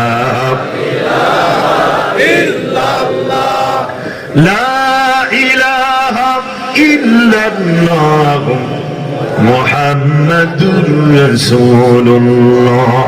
আমাকে শহীদ করে সেই মিছিলে শামিল করে নিও, যেই মিছিলের নেতা আমির হামজা খোবায়েব খাবাব। আল্লাহ তোমার ছিল যারা অতি প্রিয়, শামিল করে নিও, আমাকে শহীদ করে সেই মিছিলে শামিল করে নিও। আমার ভাইরা, রাসূল এবার একটা উঁচু স্থানে দাঁড়ানো। কাফের নেতারা কচু পাতার মতো, কলা পাতার মতো থরথর করে কাঁপছে। নবীজি বললেন, কোরাইশের নেতারা, তোমরা আমার থেকে কি ব্যবহার পেতে চাও? অথচ তোমরাই তো আমাকে আমার বাড়ি থেকে বের করে দিয়েছ, আমার মাথার উপরে উটের ভুঁড়ি চাপিয়ে আমাকে হত্যা করার চেষ্টা করেছ, আমার গলায় রশি বেঁধে পাহাড় থেকে টান দিয়ে নিচে ফেলায়া আমাকে মেরেছ তোমরা, রাস্তায় কাটা বিছিয়ে আমার খাদ্যে বিষ মিশিয়ে আমাকে হত্যা করার নোংরা সিদ্ধান্ত তোমরা নিয়েছিলে। সে আমি আবু তালেবে 3 বছর আমাকে না খাওয়া, ব্যবসা বাণিজ্য বন্ধ করে আমি না খেয়েছিলাম, উটের নাড়ি পর্যন্ত চুষে চুষে খেয়ে 3টি বছর কাটিয়েছে। আমাকে উহুদে মেরেছ, বদরে মেরেছ, সব শেষে ঘর থেকে বের করে দিয়েছ। আজ আমার হাতে তরবারি, একটা ইশারায় ওটা মক্কা চুরমার হয়ে যাবে। আমি জিজ্ঞেস করতে চাই, আমার থেকে তোমরা কি ব্যবহার পেতে চাও? আল্লাহু আকবার। এই হচ্ছে নেতা। এই জন্য আল্লাহ বলছেন, লাকাদ কানা লাকুম ফি রাসূলিল্লাহ উসওয়াতুন হাসানাহ। এই তো আদর্শ, এই তো নেতা। আল্লাহু আকবার। কোন দিকে দাও? তাকবীর, নারায়ে তাকবীর, আল্লাহু আকবার। আলেম ওলামা যেখানে, আমরা আছি সেখানে, সুন্নাহর আলো ঘরে ঘরে আলো, ইসলাম দিন ইসলাম জিন্দাবাদ জিন্দাবাদ। তাকবীর। আমার বন্ধুগণ, বিরক্ত হচ্ছেন? রাগ করছেন? হ্যাঁ, বিরক্ত হয়ে গেছেন। দেখে একটু হাত তোলেন তো। লিল্লাহ তাকবীর। ঠিক আছেন, আলহামদুলিল্লাহ, আপনারা সব ঠিক আছেন, শুকরান। আমি কথা বলতেছিলাম, রাসূল এবার বলছেন, আমি তোমাদের সাথে কি ব্যবহার হতে পারি করবো সেটা তোমরাই বলো। কোরাইশের নেতারা বললেন, এটা উত্তম ভ্রাতুষ্পুত্র যেভাবে আচরণ করে আমরা সে আচরণের অপেক্ষাই করছি, অর্থাৎ তুমি আমাদেরকে মাফ করে দাও। বিশ্বনবী তিনি বললেন, আমি তোমাদের সঙ্গে সেই কথাই বললো যেই কথা বলেছিলেন আমার ভাই ইউসুফ আলাইহিস সালাম তার ভাইদের সঙ্গে। আমার ভাই ইউসুফকে যখন তার ভাইয়েরা কুয়ার মধ্যে ফেলে দিল, ইউসুফ আলাইহিস সালাম কুয়ার মধ্যে পড়ে স্মরণ করলেন খাজা বাবার কথা, স্মরণ করলেন পীর সাহেবের কথা। তাহলে জোরে বলুন, কার কথা স্মরণ করেছিলেন? হযরত ইউসুফ আলাইহিস সালাম ওর মধ্যে পড়ে স্মরণ করলেন হাসবুনাল্লাহু নি'মাল ওয়াকিল নি'মাল মাওলা ওয়া নি'মান নাসীর। আল্লাহর নবী হযরত ইউসুফ আলাইহিস সালাম তিনি কুয়ার মধ্যে পড়ে এক পক্তি তাকে ফেলায় দেওয়া হলো, আর তিনি আকাশের মালিক আল্লাহ তাআলাকে স্মরণ করার কারণে আল্লাহ রাব্বুল আলামিন কুয়ার আর এক মুক্তি উঠায়া মিশরের প্রেসিডেন্ট বানায় দিলেন। জোরে বলা যাবে নাকি সুবহানাল্লাহ। হযরত ইউসুফ আলাইহিস সালাম খাদ্যের আসনে বসা, ইউসুফের ভাইরা খাদ্যের জন্য সামনে বসা, সামনে দাঁড়ানো। ইউসুফ আলাইহিস সালাম তার ভাইদেরকে চিনে ফেলেছেন, কিন্তু ভাইরা ইউসুফ আলাইহিস সালামকে চিনতে পারে নাই।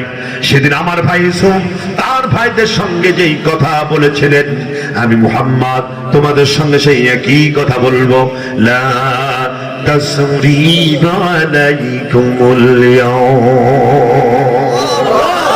তোমাদের প্রতি আমার কোনো বিদ্বেষ নয়, আমি সবগুলোকে মাফ করে দিলাম। আরো জোরে বলেন। তবে 6 জন পুরুষ আর 4 জন নারী যেখানে পাওয়া যাবে সেখানে হত্যা করা হবে, রাসূলের নির্দেশ। 6 জন পুরুষের মধ্যে 6 জন পুরুষ আর 4 জন নারী। সাহাবে کرام প্রশ্ন করেন, ইয়া রাসূলুল্লাহ, যদি তারা কাবা ঘরের মধ্যে পালায়?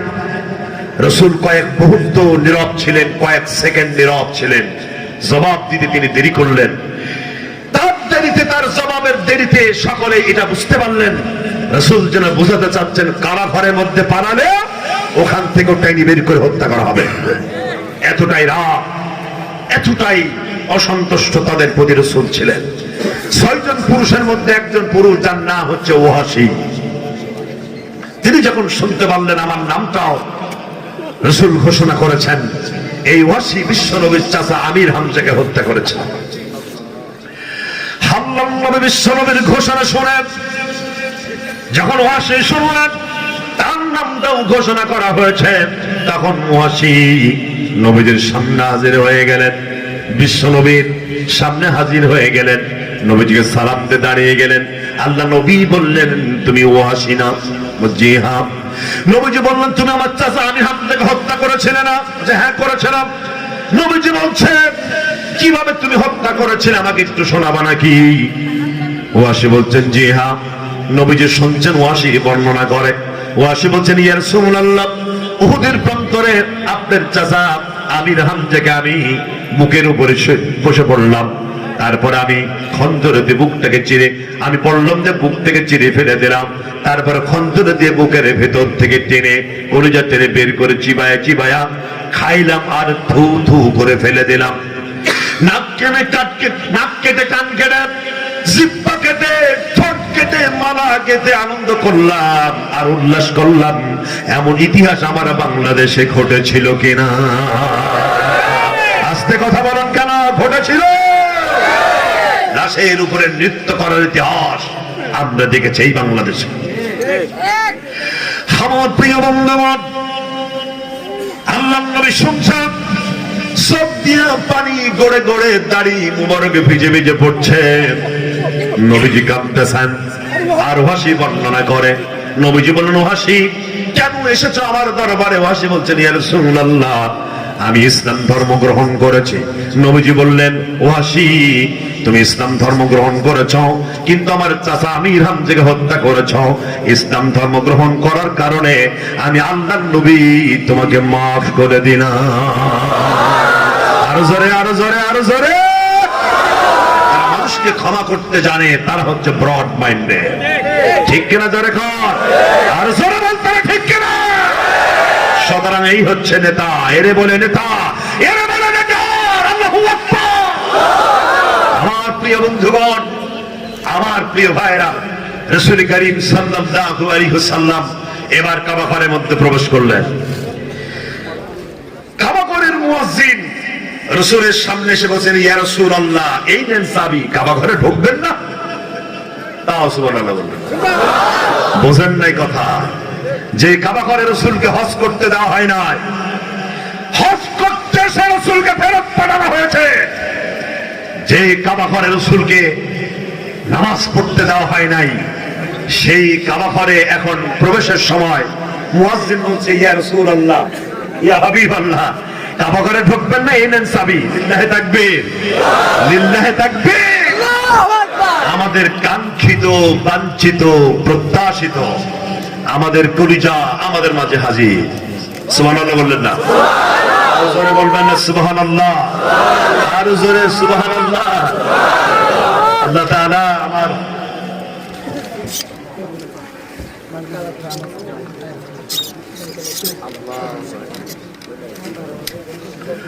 আমার বন্ধুগণ, কোরআন কারীমের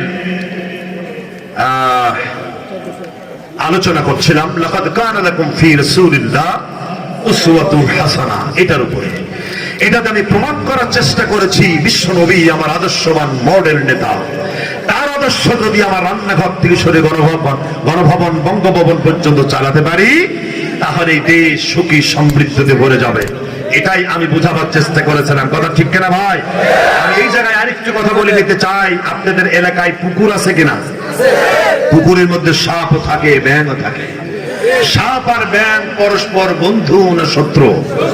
অথচ দুইটা প্রাণী আল্লাহর কাছে দোয়া করে, আল্লাহ পুকুরের পানি যেন না শুকায়। কারণ পানি শুকালে ব্যাঙেরও সমস্যা, সাপেরও সমস্যা। আর যদি পানি থাকে, অন্তত মিলেমিশে জীবনযাপনটা করা যাবে। কথা ঠিক কিনা ভাই? সুতরাং কোরআনের সমাজ যদি বাংলাদেশে চালু হয়, এর থেকে বিএনপি, জামাত ইসলাম, চরমোনা, তাবলিগ জামাত, বর্তমান সরকার অর্থাৎ আওয়ামী লীগ সব এর থেকে ফায়দা পাবে। ঠিক কিনা? আরো জোরে, আরো জোরে, ঠিক কিনা? আর কোরআনের সমাজ যদি চালু না হয়, এরোপ্লেনে ধর্ষণ হবে, চলন্ত মাইক্রোবাসে ধর্ষণ হবে। কথা বলেন ঠিক কিনা? এরপরে চলন্ত বাসে ধর্ষণ হবে। 3 বছরই শিশু থেকে 80 বছরের বৃদ্ধা পর্যন্ত এর থেকে বাঁচবে না। বাংলাদেশের একটি পরিবার এর থেকে বাঁচবে না। কথা ঠিক কিনা জোরে কর। সুতরাং সেই কোরআনের সমাজ বাংলাদেশে চালু হোক। কারা কারা চান দুহাত উঁচু করে দেখান।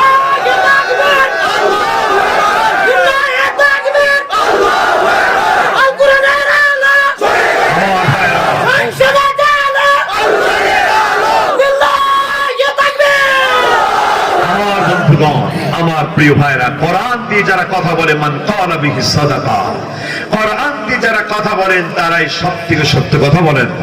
ওয়া মান হাকামা বিহি আদালা, কোরআন দিয়ে যারা সলিউশন দেন, কম্প্রোমাইজ করেন, কারেকশন করেন, ইসলাহ করেন, তারাই তো একটি সোশ্যাল জাস্টিস কায়েমকারী, এরাই ইনসাফ কায়েমকারী। কোরআন দিয়ে ওয়ামান দাঈ ইলাইহি হুদিয়া ইলা সিরাতুল মুস্তাকিম, যারা কোরআন দিয়ে মানুষকে ডাকে, তারাই তো অরিজিনাল একটি ব্রাইট ওয়ে, একটি উজ্জ্বল রাস্তায় মানুষকে ডাকলো। ওয়ামান আমিলা বিহি উজরা, কোরআন দিয়ে যারা আমল করেন, আল্লাহ তাদের জান্নাত দান করবেন। সেই কোরআন দিয়ে আমরা কথা শুনেছি, এবার সেই কোরআনের তেলাওয়াত শুনবেন। কলিজা ছিঁড়ে যাওয়া সেই তেলাওয়াত, হৃদয় প্রশান্তির সেই তেলাওয়াত, গোটা বিশ্বকে তিনি তেলাওয়াত করে অবাক করছেন।